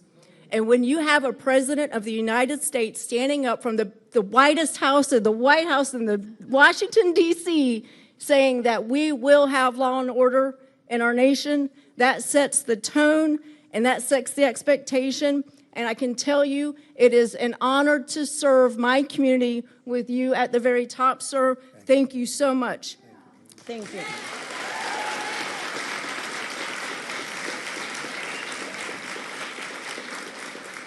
In closing, I would like to say God bless our first responders, God bless our military, God bless our president, and God bless the United States of America. Thank you.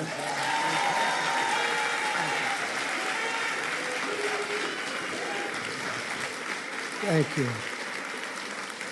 Great job. And she looks like no games. I'm watching her. I'm saying, she looks like a tough one. Thank you. And I hear you do an incredible job.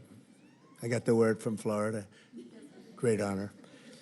As we make our communities safe again, my administration is also fighting for school choice and also bringing education back to the states so that you run them, right, Virginia? So that you run them from your local community, not from Washington, D.C. We've done that, and Linda McMahon has done an incredible job, by the way. And that's done so that American moms can send their children to a school that shares their values and everything else. The Trump administration listens to women and moms, which is why we are doing more to help women struggling with infertility than any administration in history. This all started when I got a call from Katie Britt, a great senator from Alabama. I don't know if she's here, but I never said be here. But she did call me and she said, listen, we have a problem. And she explained the problem. I wasn't that familiar with it, I must tell you. But after about 2 minutes, I understood it very well. And we really took that issue, infertility. We took the whole situation with what was happening. So many bad things were happening throughout the country, and we solved it with my most favored nation agreements that we just had approved by other countries, just about all the countries all over the world, which had they always said, Kellyanne, you couldn't get them to do it. I got them all to do it, and the calls lasted not even that long a period. I said, you got to do it, because we were paying the highest price anywhere in the world for drugs and prescription drugs, and now we're paying the lowest price anywhere in the world. They had to agree to it. They did. They had to agree. They said it would be impossible to get. The drug companies had to get them, but they didn't care because they said, you'll never get the countries, but I got the countries quickly. I said, listen, Emmanuel, like France, just as an example, you have to double the price of your drugs. You'll still be low, but you have to double them. No, I will not do that, Donald. I will not do that. Are you crazy? I'm not going to double the price. But this has gone on for 35 years. And I said, no, you're going to do it. You're going to, no, I will not do it. Yes, you are. And I'll tell you why. Because if you don't do it, I'm going to put a big tariff on everything coming in from France or whatever country, because I made numerous of these calls. And it took me, the first answer was always, no, Donald, I will not do it. The second answer was like, well, I agreed to do it.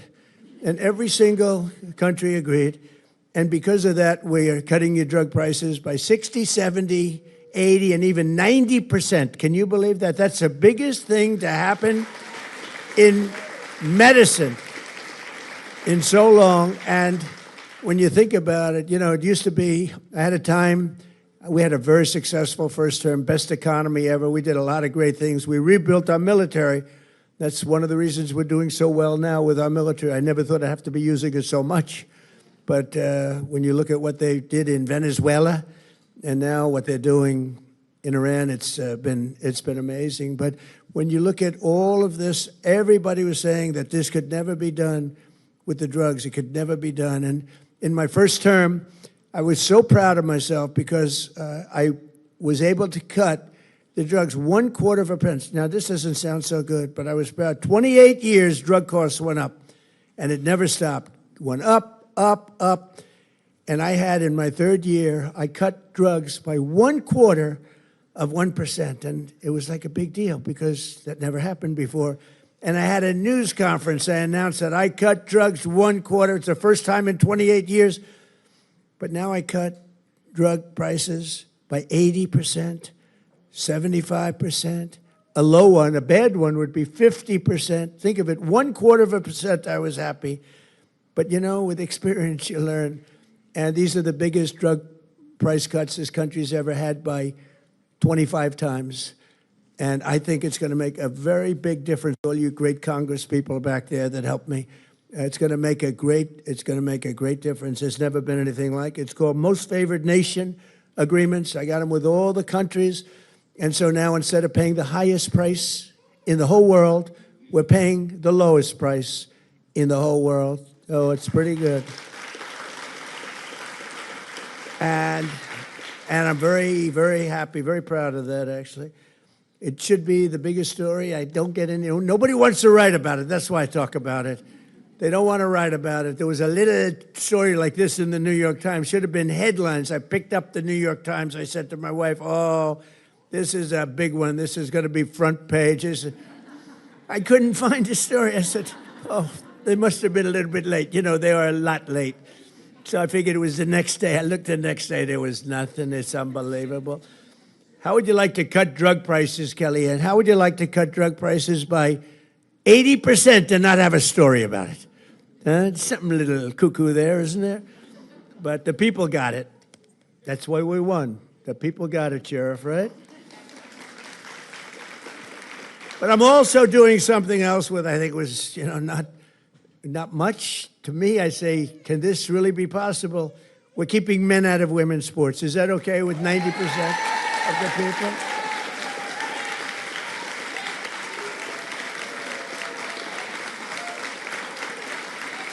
And we're putting that in the Save America Act as one of our 5. That's voter ID. We want voter ID. We want proof of citizenship. We want no transgender mutilization of your children. We don't want transgender mutilation. That's number 3. We want no men in women's sports. That's number 4. And we don't want to have mail-in voting, where the votes go. Where the hell do they come from? So we do that. It's 5 things. They're all 99%. They say, oh, that's an 80% issue, like voter ID. No, I think it's a 99. I think the Democrats have it at 87%. The leadership doesn't want it. Why don't you want voter ID? There's only one reason. Ready? Because you want to cheat, okay? They blame it on all sorts of things. They came up, they said it's racist. They came up with things that you have to say their imagination is great. No, we're not going to let them cheat like they did in a certain election that we won't talk about, but that election was, and they cheat now. Look, we're not going to let it happen. So we're going to go get the Save America Act, not the Save Act. Nobody knew what the Save Act meant. The Save Act, what save what? Save America Act. And we're going to do everything we can. It's hard to believe. It's hard to believe we're having a hard time. I think anybody that votes against it shouldn't be allowed to run for office. You want to know the truth. But we're working very hard on it. It shouldn't be. Every one of those 5 points, every one of them is, I think, close to a 95%. They say voter ID, that's an 80% issue. It's not 80%. It's 99%, I believe, and so are most of the others. So those 5 points, I call them best of. They're best of Trump, like best of for an athlete, the best plays, best of. These are best of Trump. So hopefully we're going to get them. But I'm also keeping the men out of the women's sports, and I signed an executive order declaring that there are only 2 genders, male and female. Complicated, isn't it? Male and female. I don't think the First Lady's going to have a problem. Am I okay with that one? I'm not, because she will say to me sometimes, I don't like that particular stance. I don't know. That's okay. We like that baby cry. Melania would say, I don't like that particular stance, but I think we're okay on that one. 2 genders, okay? Male and female. I think so. We'll be okay.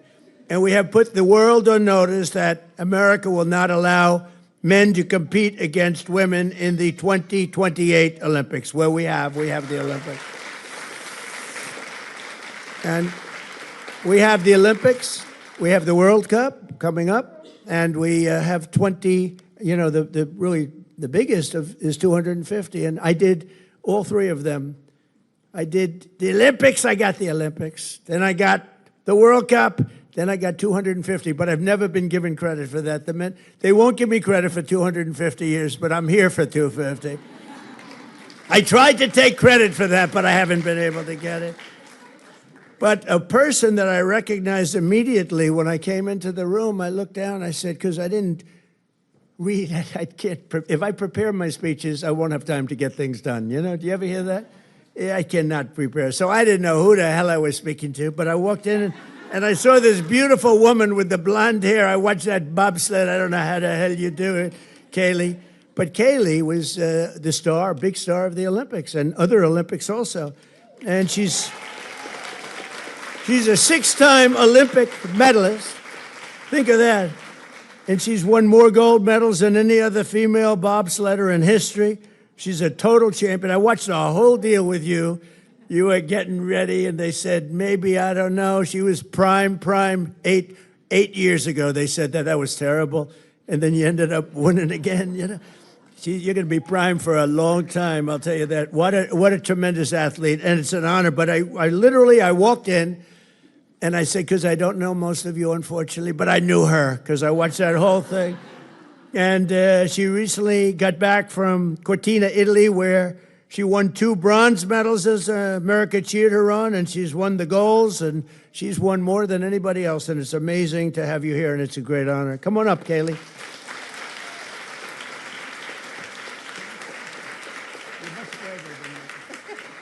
Please. I don't know about braver, but it's a real honor to be here today. Yes, I'm a 6-time Olympic medalist, 3 of them gold, but the title, I'm most proud of is mom. Thank you. Yes. My journey to motherhood was a 2.5-year process through IVF. And I was constantly told that as soon as I became a mom, my career in athletics was going to be over. I was never going to reach the Olympic podium again. Mentally, physically, I could never get my body and my mind back. And I think the ultimate way to tell somebody that, they'll never do it, say don't do it, and I'm going to go out and do it. That's just how it goes. The ultimate dream I had was to become a mom and then be able to stand on the Olympic podium. And this year I got to do that with my 1.5-year-old son. Thank you.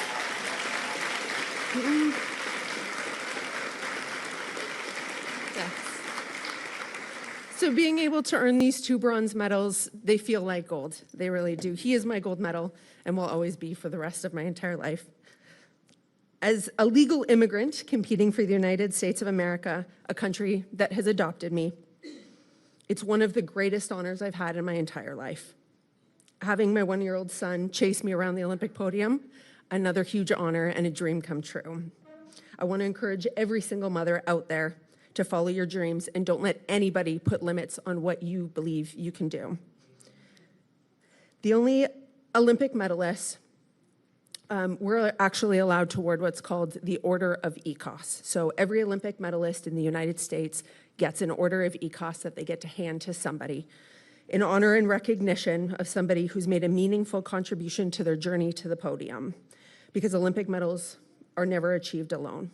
So I am here today, and I'm so honored to present this, my Order of ECOS medal, to you, Donald Trump.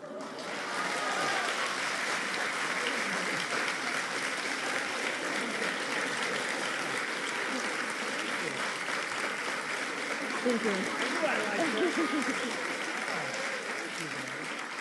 So we only get one, but I want to recognize the support and the impact you've had on women's sports throughout the Olympic movement, specifically standing up to keep biological women in women's sports, to keep the field of play safe and allow for fair competition. Furthermore, because your policies are creating greater access to IVF, so families like mine can continue to grow as I look to become and expand my family again, I believe this actually makes you the first president in history to ever be awarded an Order of ECOS as well. So thank you. Oh,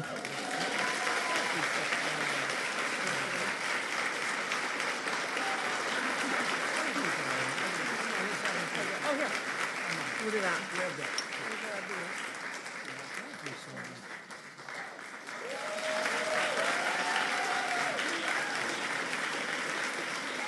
Isn't he just the best? He's the best. So, thank you. Wow.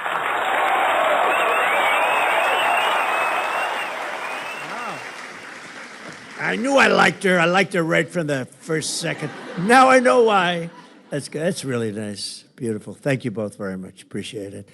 So I'm going to now do a little signing, and the signing is going to be very impactful, very important, and it's something that Melania feels very strongly about, and so do I, and perhaps the people that I called before, come on up, and if you want, bring your families up. Bring your families, and we'll sign all together. Is that okay? Come on.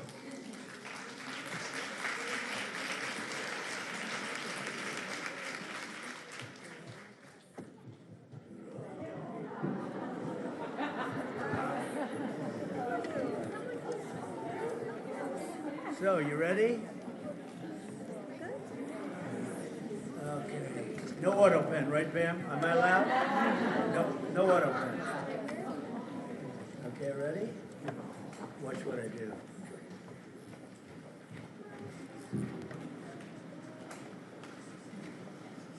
So quiet. Okay, we did it. You want that?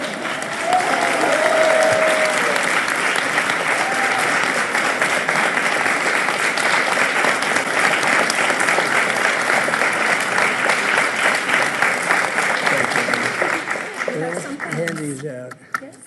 Here you go, you champion. He won so much gold, he doesn't know what to do with it. It's gotten very valuable lately, gold.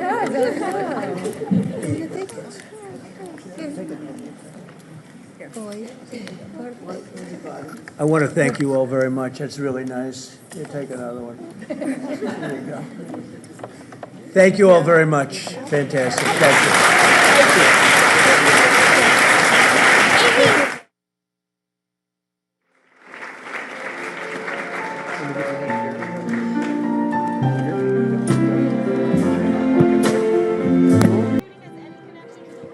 Well, fortunately, I have some information I can share with you about the Old Dominion shooting, and of course the other one in Michigan, both of them.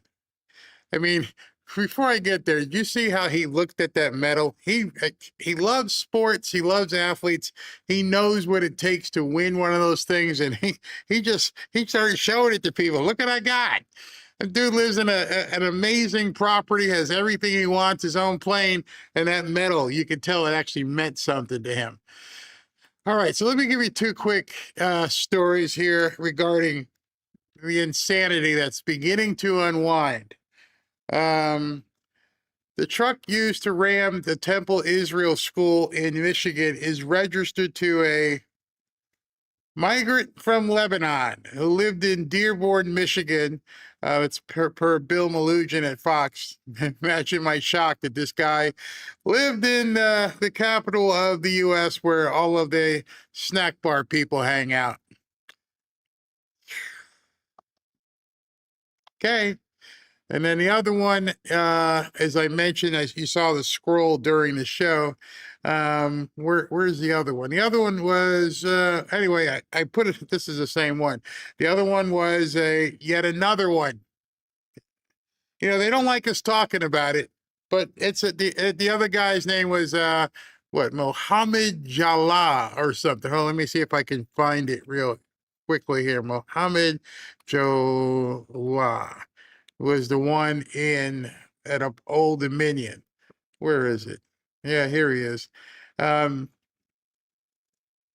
can't show too much of the picture because it's kind of violent here. But anyway, how is Mohammed Jallah allowed to keep his U.S. citizenship and remain in the country after supporting ISIS? Former Army National Guardsman Mohammed Jallah, who supported ISIS, was arrested for supporting ISIS, is reported shooter at Old Dominion University. Just goes to show you. Just goes to show you. Both of today's alleged shooters seem to be identified as people who align with, the Ali Ali snack bar group. It's only going to get worse. Got to get ready. They're insane. The entirety of what they're doing is insane. And New York, you brought that into your own area. Absolutely nuts.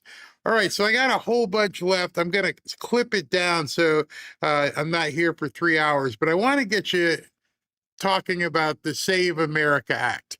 So let's jump into this. A lot of states that already have some sort of photo ID requirement in order to vote on Election Day. And there are also states, Dana, that are passing these citizenship requirements. The state of Florida right now is discussing it. And that gets to what the Trump administration has said again and again about this. They said, we heard Caroline Levitt say it just yesterday, that Americans are competent. They can get to this paperwork.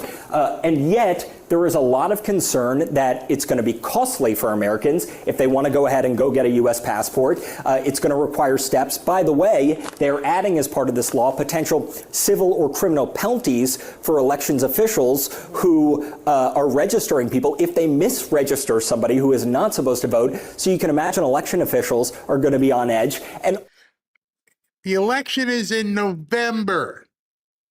It comes around every 2 or 4 years.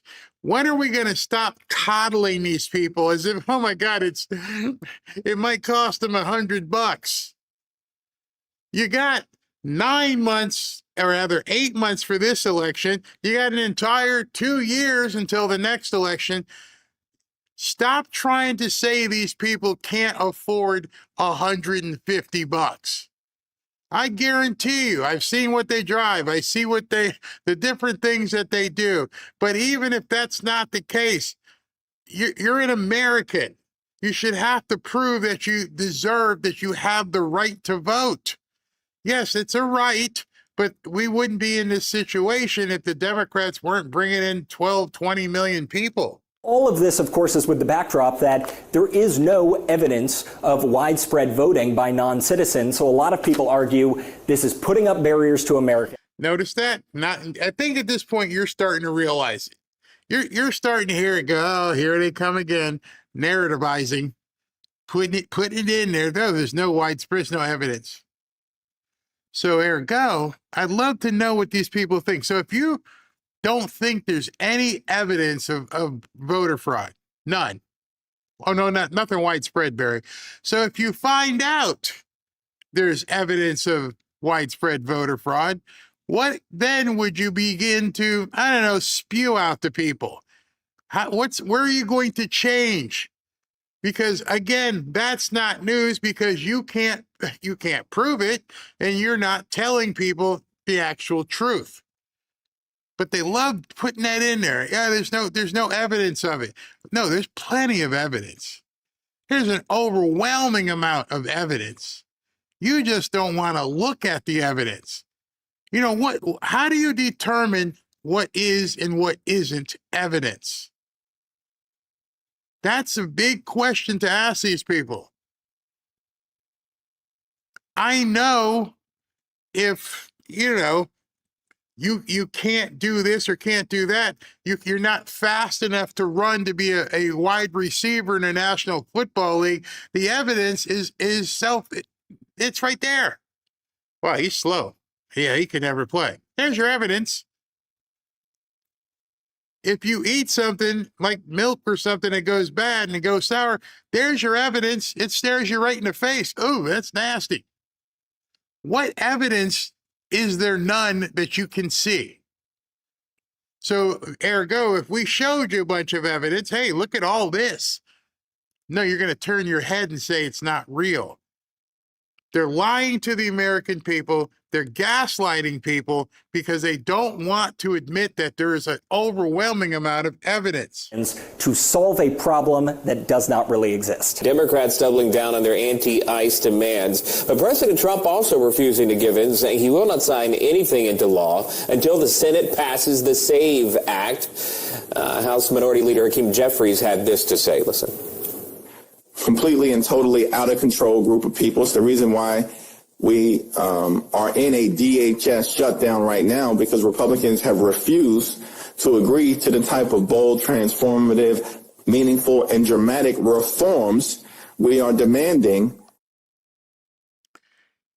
If you just went on a video, someone needs to do your makeup, and you just said the reason we're in this situation is because the Republicans won't agree to my demands, then you most assuredly are the person causing the problem. His words, not mine. He actually just said that. We're in this situation because they won't agree to our demands. So you mean if your demands weren't there, this could be passed. You put these demands on the table. Bold reform. What are you talking about? Oh, that's right. People shouldn't have to show ID. In order for the Department of Homeland Security funding bill to move forward, and I won't go through all of the demands, much of which we've talked about repeatedly in the public, but one of those demands is keep ICE out of sensitive locations. So you have a demand. That's not a negotiation. You've gone on camera now and say you demand that I get this. Well, President Trump's like, I don't negotiate with terrorists, and I'm not letting you try to dictate what exactly is happening here. Who the hell are you to demand it? If it's an 88, 90% issue, how are you demanding this? And we've defined that as schools, houses of worship, hospitals, and polling sites. We want an explicit prohibition that ICE can go nowhere near any polling sites in the United States of America. It's one of our demands. We're not going to bend on it. Not going to bend on it. So essentially what you're saying, and I'm not going to put words in his mouth because he just said it. You want schools, hospitals, and polling places to be no-go zones. Law enforcement can't go on these premises. ICE, nope, you can't come here. Why? Well, you know, he hasn't said the reason why. Why do you not want law enforcement, ICE, to be in the polling places? Who would be, I don't know, feeling weird about having ICE at a polling place? They don't answer it. Can other police be there? Can an EMT be there? Can a sheriff be there? Is it just because of who they are, or is it just no law enforcement?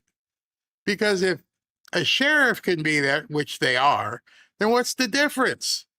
What's the difference between this person who's ICE and this person who's a sheriff? Because this person's only different job is to take people who aren't supposed to be there away. So if you don't want that person there, then you are basically telling everybody, we don't want anybody who might be, you know, not from here to have any reason to be worried about voting. You want to cheat. That's pure and simple. If he doesn't bend on that, sir, that means no funding for Homeland Security, specifically right now, obviously TSA, Coast Guard, Secret Service, and that will continue. It doesn't sound like Democrats are budging, and it does sound like they're blaming Republicans, even though many of their demands actually have already been met. They are gaslighting Americans. That's all they're doing. You notice what he emphasized twice, polling places. That's because they're illegal voters, or they must have them. They won't win another election if the 11+ million illegal immigrants are deported back, repatriated back to their country. That's why they emphasize polling places. The rest of them are a distraction. Polling places give you the key to the Democrats. They are gaslighting Americans. It's all he's doing because he needs those illegal voters. Ain't that the truth? It's a very simple thing. Anyone who's looking the other way on this and think there's another reason, they're fooling themselves. There is no other reason. You're mad, you're worried, you're terrified that my laptop decided to restart. You're terrified that your hordes of orcs can't come to the polling places. You're upset because they may be told, nope, we're not going to have you here. You can't vote. We've said here on this show a number of times that if they don't have newcomers voting, they'll never win again. It's over. It's done. Nobody wants the crap that they're pushing. Nobody, and I say nobody, very, very, very small percentage of people. Thank you, Leader Schumer. You recently responded to President Trump's Truth Social post regarding the Save America Act, saying that if he's going to not sign any bills until it's passed, the Senate's going to be in a total gridlock. Can you just explain, isn't this sort of a stab in the back to the American people who 85% of voters support voter ID? Yes, but their bill isn't voter ID, number one. It is about voter registration. It allows ICE to kick tens of millions of people off the rolls. Tens of millions of people. Who are these people? Exactly. Please tell us who these people are who are going to be, people, not Americans. You see, they can't even lie straight. I want you to hear exactly how he says it, because, some people don't even listen to the words that come out these people's mouths. Isn't this sort of a stab in the back to the American people who 85% of voters support voter ID? Yes, but their bill isn't voter ID, number one. It is about voter registration. It allows ICE to kick tens of millions of people off the rolls. What are you, fucking stupid? Huh? Off the rolls and they don't tell them until Election Day, and you show up and you say, you're not registered anymore. You're not registered here. You're not on the rolls. And they say, I didn't know that. This is a bill that destroys the country, and it is not about showing ID when you show up to vote. It's about the voter registration rolls, destroying them, purging them, not letting people know, and taking the rights in a algorithm put together by ICE, put together by Doge and Musk. It's an outrage. If a woman changes her name and you want to go first to go register again once you're kicked off the rolls and you have no way of knowing, only 5% of people register in person, you need a passport or your original birth certificate. If you have a new name, you're a woman, you changed your name, no good. It's an outrageous bill, and we're going to fight it tooth and nail. I can't. These people, outrageous. And you know, I'm married to a woman. Married. My daughter is married. It's not hard. I don't know why they're perpetuating this BS to people. How stupid do you have to be to fall for this stuff? And by the way, they know what they're doing. The media knows what they're doing, and they're trying to stop this because they have to stop Trump. Remember, it hasn't been until he decided he wanted to push this, and now not only the Democrats, but the Republicans are doing the same thing. They're fighting him. John Boone, a bunch of other ones are fighting this. It makes complete 100% sense. There's nothing untoward about this. I don't care if I have to get my birth certificate. I know where it is. Who are these people that are running around anywhere who can't seem to find any documentation, don't know how to use a computer, that listen to this crap?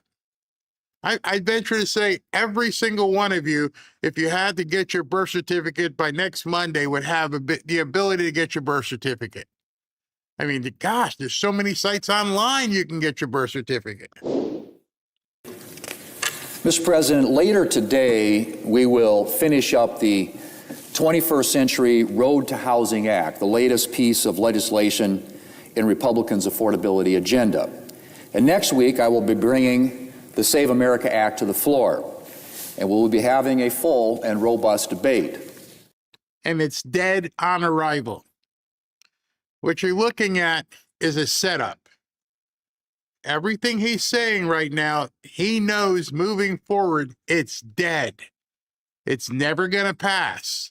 It's not even, there's no chance of it passing. It needs 60 votes. You are never, ever going to get close to 60 votes.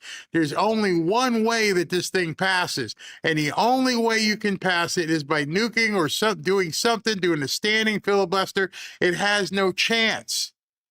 He's lying to Americans right now. Bringing it up to a vote means absolutely nothing. You could probably predict it. We could probably put a lottery together and come up with what's the score going to be? 53-47? Whatever it is, it's never going to pass. Don't even get your hopes up. It's designed to fail on purpose. It is designed to make sure this thing never becomes law.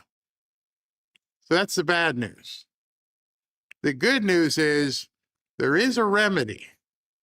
The good news is it's going to take some serious cojones, which I think our president has, to get this thing over the finish line.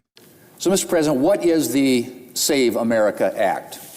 It is a package of common sense policies, the kind of common sense policies that should get an automatic yes vote from literally every member of this body.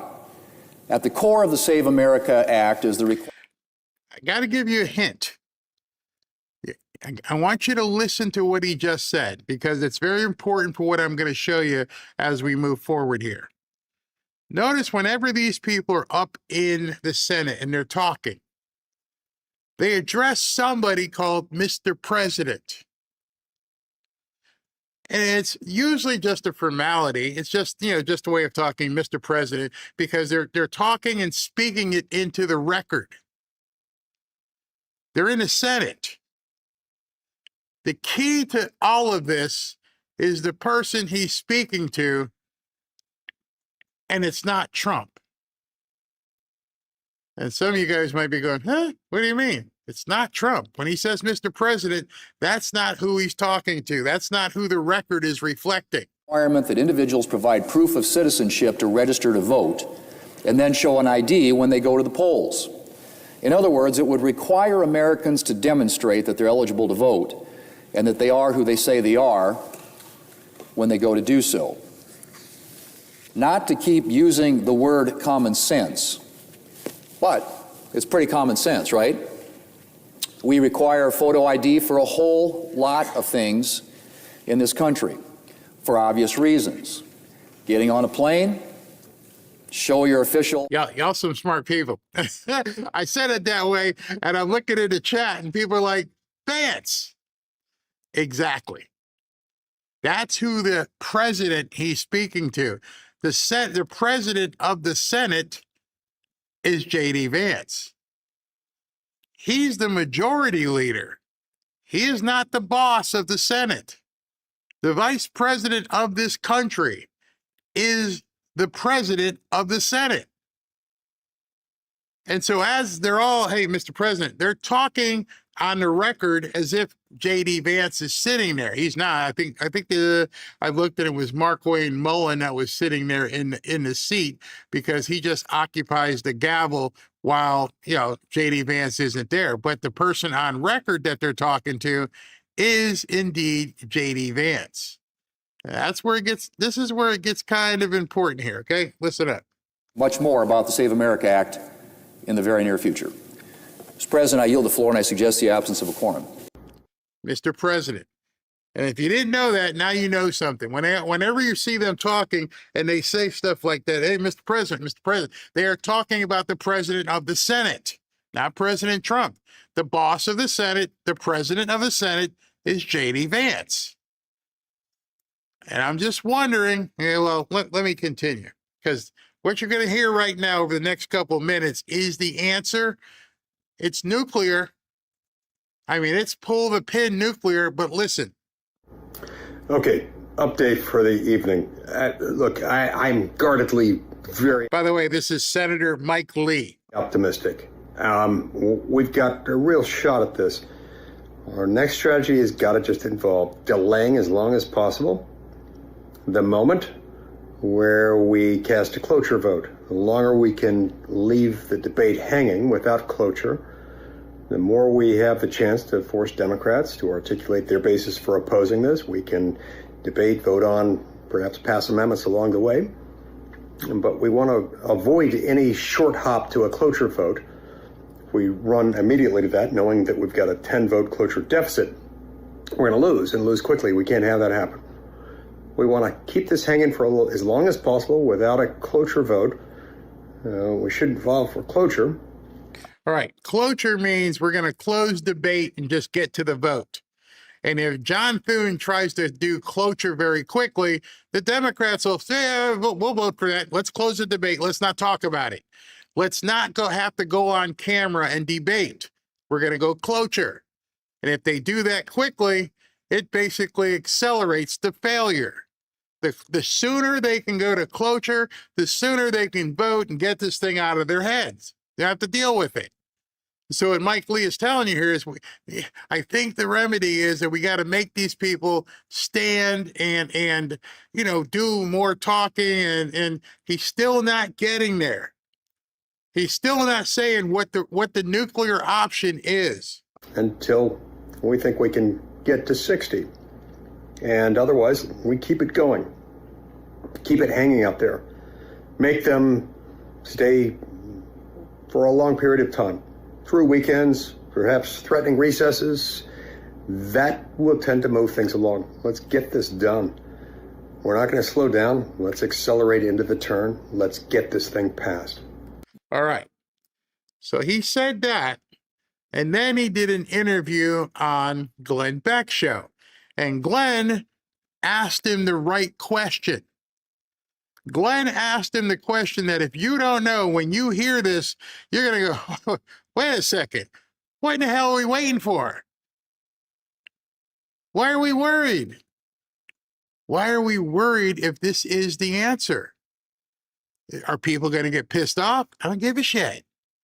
This is what we need to do. Now listen to the question and then listen to the same guy, Senator Mike Lee, answer this question. Mike, is there any procedure that allows J.D. Vance to take the leadership role? J.D. Vance can come to the Senate anytime he wants and immediately assume the position, the presiding officer chair. There is, I've long believed, significant and underutilized authority that comes with sitting in that chair. Then why aren't you using it? I want to shake these people till they're blue in the face. If that is the rule, because he's the president of the Senate, if he's in charge of the Senate, he can come down anytime he wants and say, hey, John, take a frickin' seat. The big boys are going to get something done here. Then why aren't we just doing that? Why are we playing these charade games? Why are we letting John Thune play house? The reason why we're letting John Thune play house is because if J.D. Vance comes in and does this, all hell is going to break loose, and they'll probably try to impeach him and President Trump. Because at that point, it's Custer's last stand. We're going to do this. We're going to do the filibuster. We're going to pass this by next week. Or all you old geezers are going to fall down talking. But in either way, keep talking, because when you're done, we only need 50 votes. And it's over. Or so we think, because then there'll be Republicans who jump the fence. We're going to see if this plays out. Watch how many Republicans say no. See, right now, it's a no-brainer. We have 53 senators. If we lose a couple, we're still good, right? What? Ability to call the shots from moment to moment, to make procedural rulings upon receiving, but not necessarily always guided by the advice of the parliamentarian, the presiding. So if you guys have ever seen Mike Lee speak, he's very articulate. He knows what he's saying. He's a student of the law. In fact, he could have been a Supreme Court justice. And this question has him, because he knows the answer, but he's like, Glenn, don't make me go there. Why not? Say it. Say it. Glenn's got him on the spot right now. Mike, what is all this parliamentary bullshit? Can he do it? That's the question he asked. Is there any mechanism in which J.D. Vance can come in and tell John Thune to take a hike? That was the question. Officer, especially if the vice president can do what he wants. But I would certainly welcome the vice president coming to do that. And I would also welcome each and every Republican senator weighing in on this and encouraging Senate Republicans to do the right thing. So if J.D. Vance can do it and you're encouraging him to do it, then why the hell aren't we doing that? And I know a bunch of you are sitting there probably thinking, this doesn't make any sense. Why are we playing games like this? What? Wait a second. For all this period of time, all this BS back and forth, the Save America Act, we don't got to, you're telling me we're just finding out now, including myself, on March 12th, that this could be over. All J.D. Vance would have to do is walk in and tell John Thune, have a seat. Mr. President of the Senate, Mr. President is here right now. I'm here. Move. And so you're probably all sitting back going, what? It's too easy. Well, it requires a nut check. And these people in Congress don't have the nuts. People would be pissed off. People would scream. They might riot. They might throw a Molotov cocktail at your house. Deal with it. This is America. Look, I don't want to speak for anyone else. I don't want to put the words into any senator's mouth. It is not my place. to do that. But I will say this. I do think that John Thune wants to win the November elections. I do think he wants to keep both chambers of Congress in Republican hands. I love how Glenn's just letting him talk. Dude, I just asked you a question. It was very simple. Can J.D. Vance, is there any mechanism that allows him to do this? Notice he still didn't answer what the mechanism was. And based on my most recent conversations with him, including last night, I think he gets the fact that we can't get on this bill and immediately start heading to cloture. Let's continue to encourage him to prolong debate on this as long as it takes to get it passed. Thanks, Mike. I'm going to say something and Mike didn't. I think Thune is a piece of garbage myself on this and worthless. And I would encourage the White House to encourage J.D. Vance to go over and assume the role.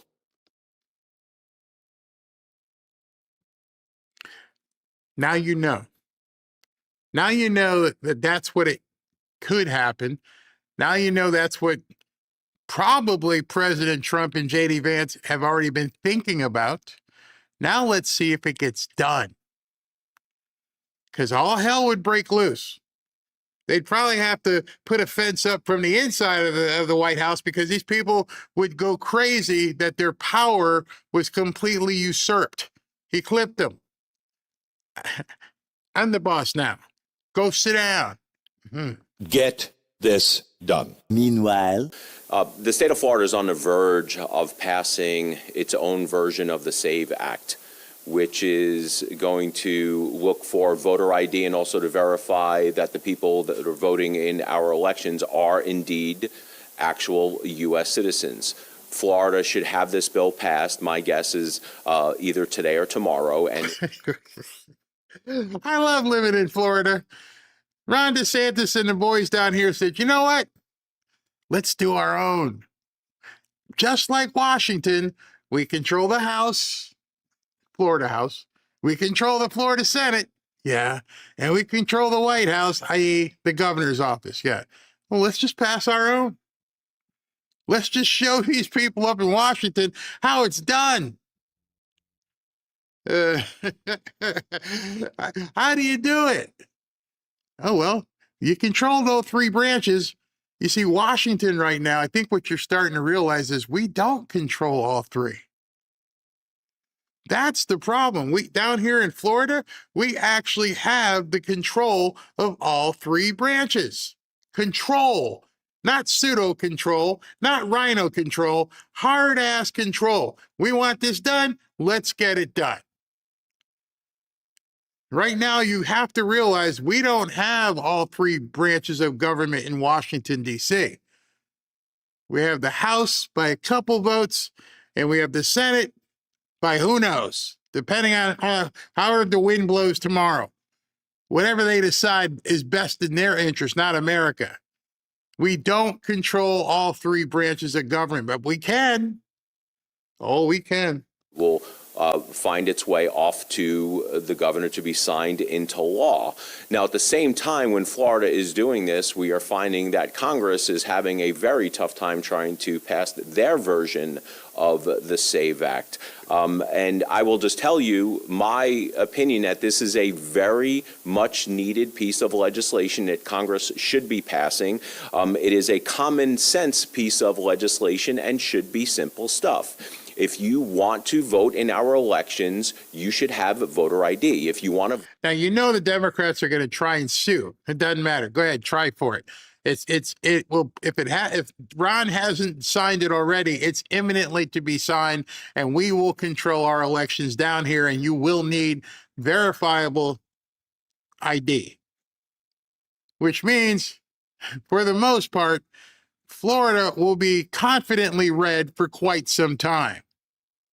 The Democrats will just have to take that off their chart. It is not anymore a what do you call those states? I was going to say flyover states. It's not a purple state. It's over. And then Texas might do it, and then Alabama and all the other states. And the model at this point has been made. Hey, let's just do it ourselves. We don't need Washington. Imagine that. Just get it done at your state level. But yeah, there's some more I got to show you.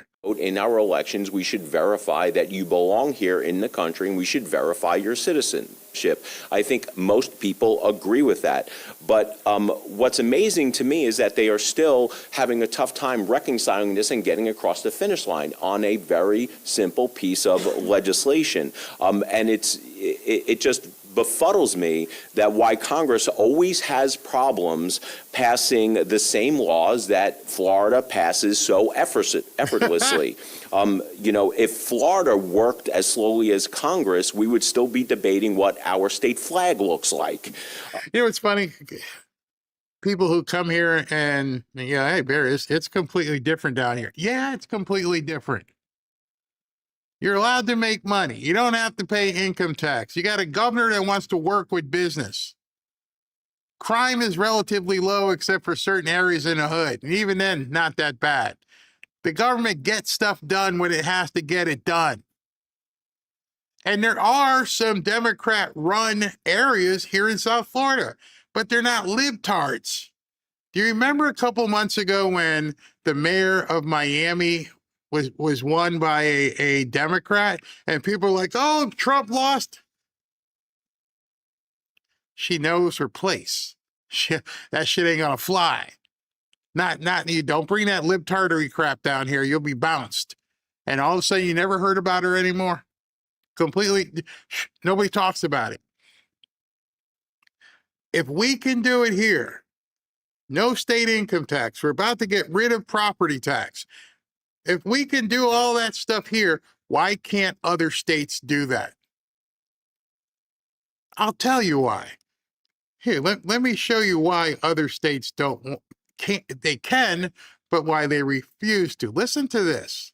And so the answer to your question is, hold on. Let me pause it and turn up the volume on this piece so you guys can hear this, because this is very, very interesting. All right, what number is it? 77. Where's number 77 on here? Okay, here we go. Speaking for myself, I support other proposals to address that huge increase in wealth that currently goes untaxed. Now, we do tax gains on wealth in this bill, as Congressman Beyer said, when you sell stock or you have investment income. But my view is that there's a huge amount of wealth that currently is going untaxed that can be put to important uses for the rest of the country. I hope you could hear it, Mike. I couldn't hear it too well with me. There's a huge amount of wealth going on that we're not getting our share from. We're not able to grab hold of that money. Well, number one, it's not your money. But they can't wait to grab other people's money. There's a huge amount of wealth that's been made, and we can't get our grabby little hands on it. That's because you didn't make any of it. Again, once you see the game, you can play the opposite of it. You understand. These people, all they want to do is steal your money. Congress is becoming a place where good ideas go to die. There is zero reason why the Senate should not take this up and pass it into law. This immigration was a big issue in the last campaign. It is one of the big issues why we returned President Trump to the White House. Everyone wants this. There is no reason why they should not pass this. I do not understand on an issue where 81% of all the voters are in favor of ID. Why aren't we passing? What are they waiting for? 91%? It doesn't make any sense. Very few times you have a piece of legislation that everyone agrees with, Republicans, Democrats, and independents, but yet we still find ourselves in this position where we can't pass this simple piece of legislation. It's pretty bad when a local a local government official down here in Florida is calling out the people up north. Now, I have one more piece I want to show you before we get out of here. I want you to hear this, and then we're going to tie something in here. It's the Save America Act, and the Democrats are against it. I heard one of them say, "We will stop." Oh, hold on a second. I want to bring this to you. Hold on.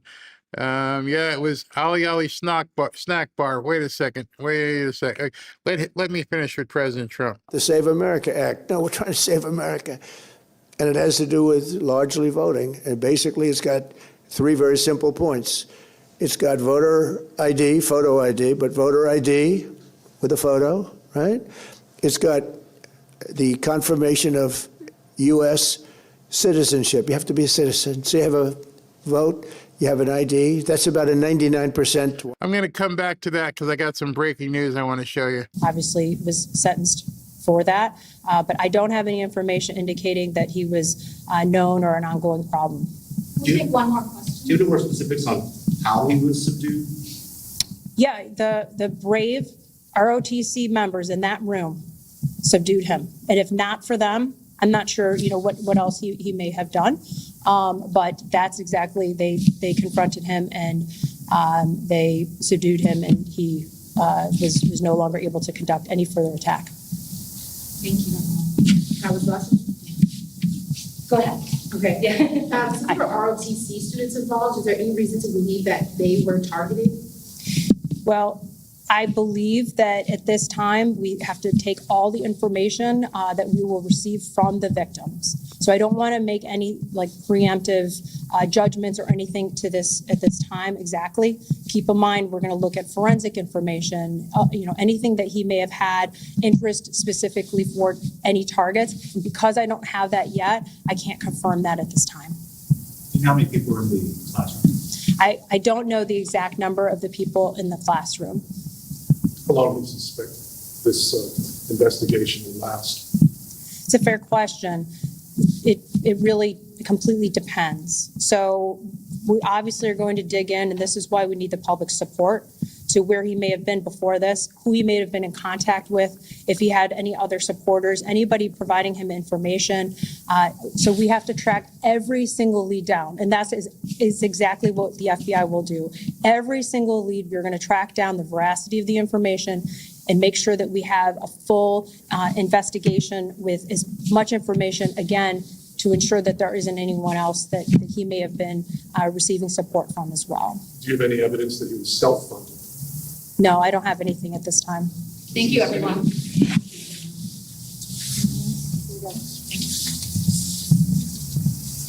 Okay, that was the FBI giving a news conference. All right, so he yelled Ali snack bar, and just as everybody might have thought. So just understand, we've had two of these today. This one was at Old Dominion up in Virginia, and then, of course, the one in Michigan as well. Two today. It's only going to get worse because they're out there. These nuts are out there. So let me restart this piece from President Trump and tie in the Save America Act. It's the Save America Act, and the Democrats are against it. I heard one of them say, "We will stop the Save America Act." No, we're trying to save America. And it has to do with largely voting. And basically, it's got three very simple points. It's got voter ID, photo ID, but voter ID with a photo, right? It's got the confirmation of U.S. citizenship. You have to be a citizen. So you have a vote, you have an ID. That's about a 99% one. And I think 90% with Democrats.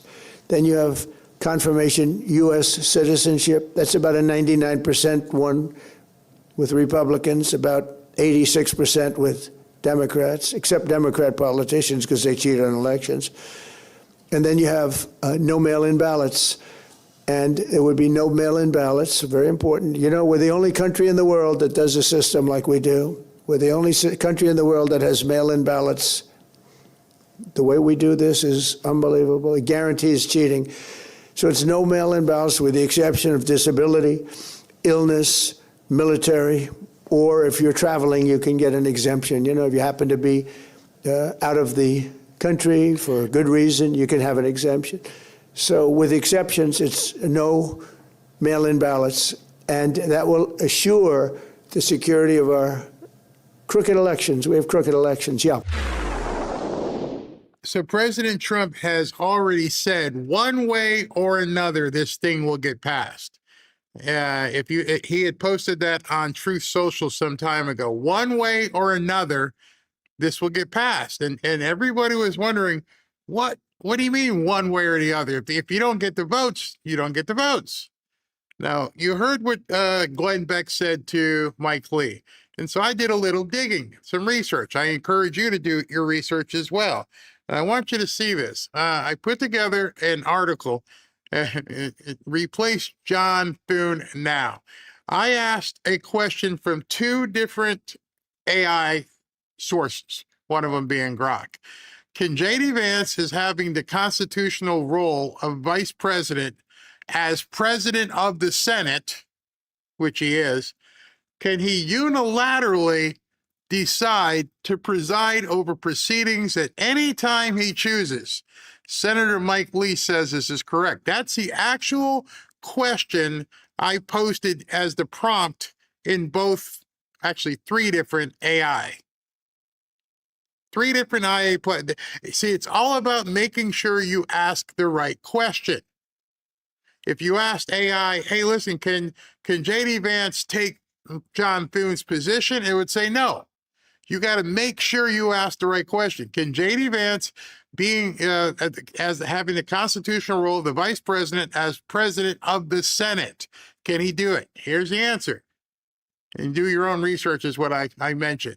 Yes, as vice president and thus constitutional president of the Senate, J.D. Vance can unilaterally decide to preside over Senate proceedings at any time he chooses. This authority stems directly from the U.S. Constitution.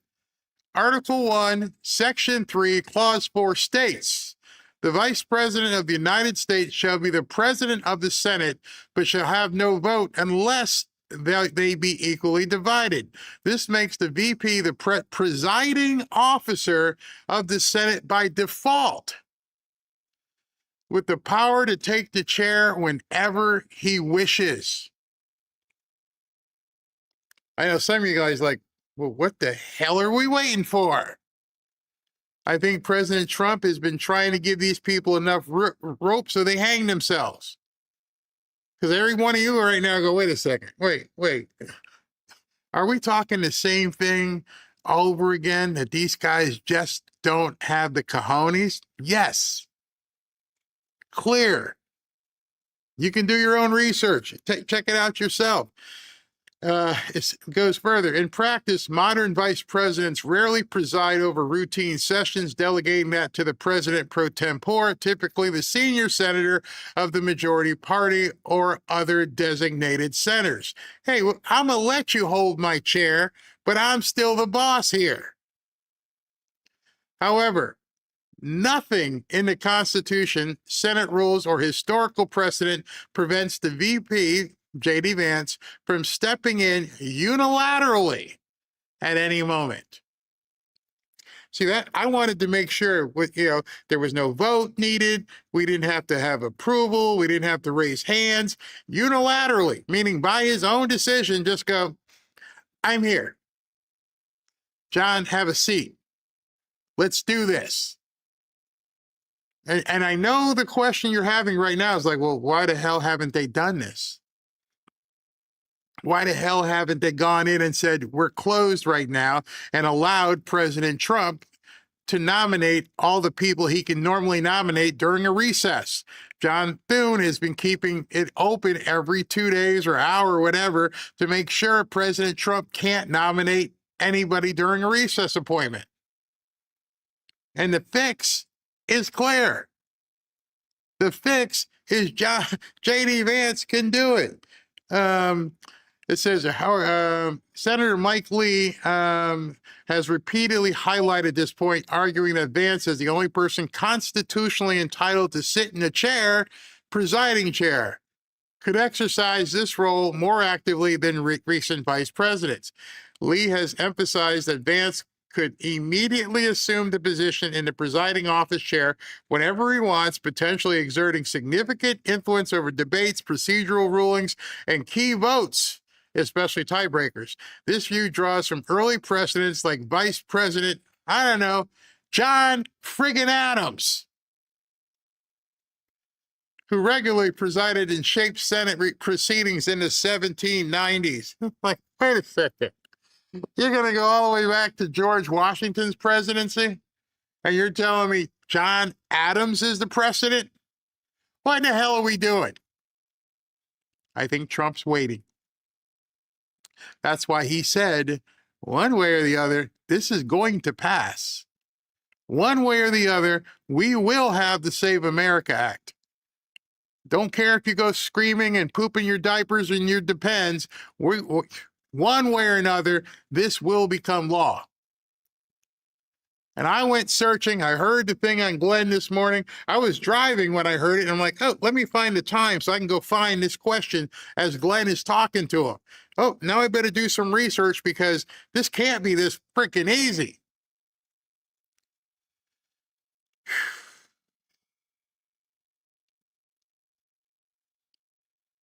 It can be done. Now it's a matter of, are they going to do it? Is J.D. Vance, with the guide of President Trump, going to be said, go in there, make this shit happen? Now, there are a couple key limitations, as there always are. Let's look at the limitations. The VP's presiding role does not include the majority leader's power, such as setting the legislation schedule, prioritizing bills, or managing committee assignments. Those are controlled by the leader elected by the majority caucus. That's not the same as pushing something through like this. He still has control to do that. While presiding, the VP must follow Senate rules and precedents on procedure that John Adams put in place, though they can make rulings subject to potential appeals by the full Senate. And that's where it's going to make them make an appeal. We're going to see rhinos having to tell people in their own districts, we don't want J.D. Vance to do this. It's going to get dirty. In routine practice, the VP's involvement is often limited to ceremonial duties. But it's not the rule. Overall, Lee's assertion is correct. On the constitutional mechanics, Vance can choose to preside whenever he desires, and doing so more frequently could amplify his influence in ways not seen in recent decades. Doesn't say he can't, just say nobody's done it. This has been the point of discussion among conservatives hoping for a more assertive VP role and pushing priorities through the Senate. And that's posted on my X profile, so you guys can go take a look at it. And now it's just a matter of, let's get it done. I researched it. You can research it. Don't listen to people. Find out yourself. Go and read the article in the Constitution, and you're going to find, wait a second, we can actually do this. Is that why President Trump said one way or another? It's going to happen. He has the authority to do it. John Thune's not going to do it. Are we watching a movie or are we watching traitors? Mm-hmm. This boss move guarantees the midterms. If he does it, that's what I'm waiting to see what happens. John, tell us how you really feel. Checkmate, bungholes. The Lord said, vengeance is mine, and he will repay those against him. Maybe that's why Trump isn't worried.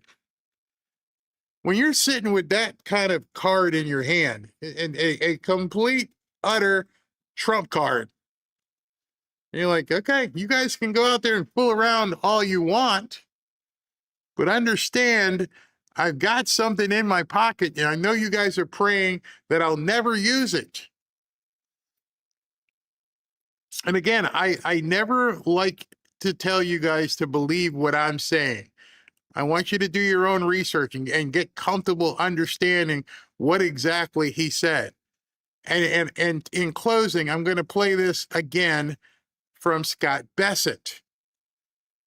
This was today, And Scott Bessent was talking about navigating the ships through the Straits of Hormuz. And listen to what he says in terms of it getting done. It is my belief that as soon as it is militarily possible, the U.S. Navy, and perhaps with an international coalition, will be escorting vessels through. And that came up just now in the Situation Room. Your words, not mine. But again, are we days away from that? We've been planning for this. We've done scenario analysis for. That's it. That's the answer. We've been planning for this, and we've done scenario analysis.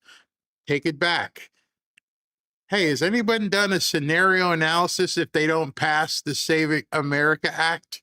What move do we have? What's our scenario analysis that we have to make sure we plan for in the event John Thune can't get it done or won't get it done? What is our scenario analysis on how to overcome these rhinos? You think Trump just named this thing and had people put it out there, and if they don't pass it, oh, well, it didn't work? When you just heard the Secretary of the Treasury talking about ships going through the Straits of Hormuz, saying we planned this for months. There's a plan. It was funny last night. Alpha Warrior, he's so sick of people saying, oh, you're one of those trust the plan people. Well, for you not to be a trust the plan person, then you have to admit that you're not paying attention. They keep dropping these bombs. And I'm thinking to myself, he just said it. Oh, we've planned on this. We planned months for this. We've got all kinds of, strategic scenarios. Everything they do, I bet you they have a strategic scenario on what they're going to do. These idiots on television don't give a shit. You're going to have to educate yourself and listen to some of the things these people say, and then realize when you read this that he has this in his back pocket. He could bring J.D. Vance in. Hey, one way or another, this is going to get done. What do you mean one way or another? Oh, I get it now. J.D. Vance could come in and get it done. We're not done watching the plan take effect. All the people, Pam Bondi's not doing anything. Did you hear what he said today? If you didn't hear what he had said today, go back and rewind it. Hey, how you doing, Fred? You have Joe, Fred, and Pam Bondi. Oh, she's got something good coming in a little while. And whoa. What she got good coming? He just dropped that out there. And I know some of you guys went, what Pam Bondi gonna do? We don't know, but there's a plan. Everybody says there's no plan. There are obviously plans. We don't know them, but they keep giving us little hints. Just enough for people to begin doing their research. And so now I got to go research what the hell could Pam Bondi be getting ready to do? Oh, that's right. There's 2 grand juries down here in Florida, one in Fort Pierce, one in Fort Lauderdale, and we have no idea what they're about to drop there. And there's no way President Trump hasn't game planned this out, because they tried to kill him. They tried to put him in jail. They tried to take his properties. They tried to take his businesses. They went after his family. They went through Melania's underwear drawer. When you watched the movie Melania the other night, you saw she was afraid. Her son was afraid to walk down Pennsylvania Avenue. And we're supposed to sit here and think, he's got no plan. He's got no plan. Give me a break. Get the popcorn, watch the movie.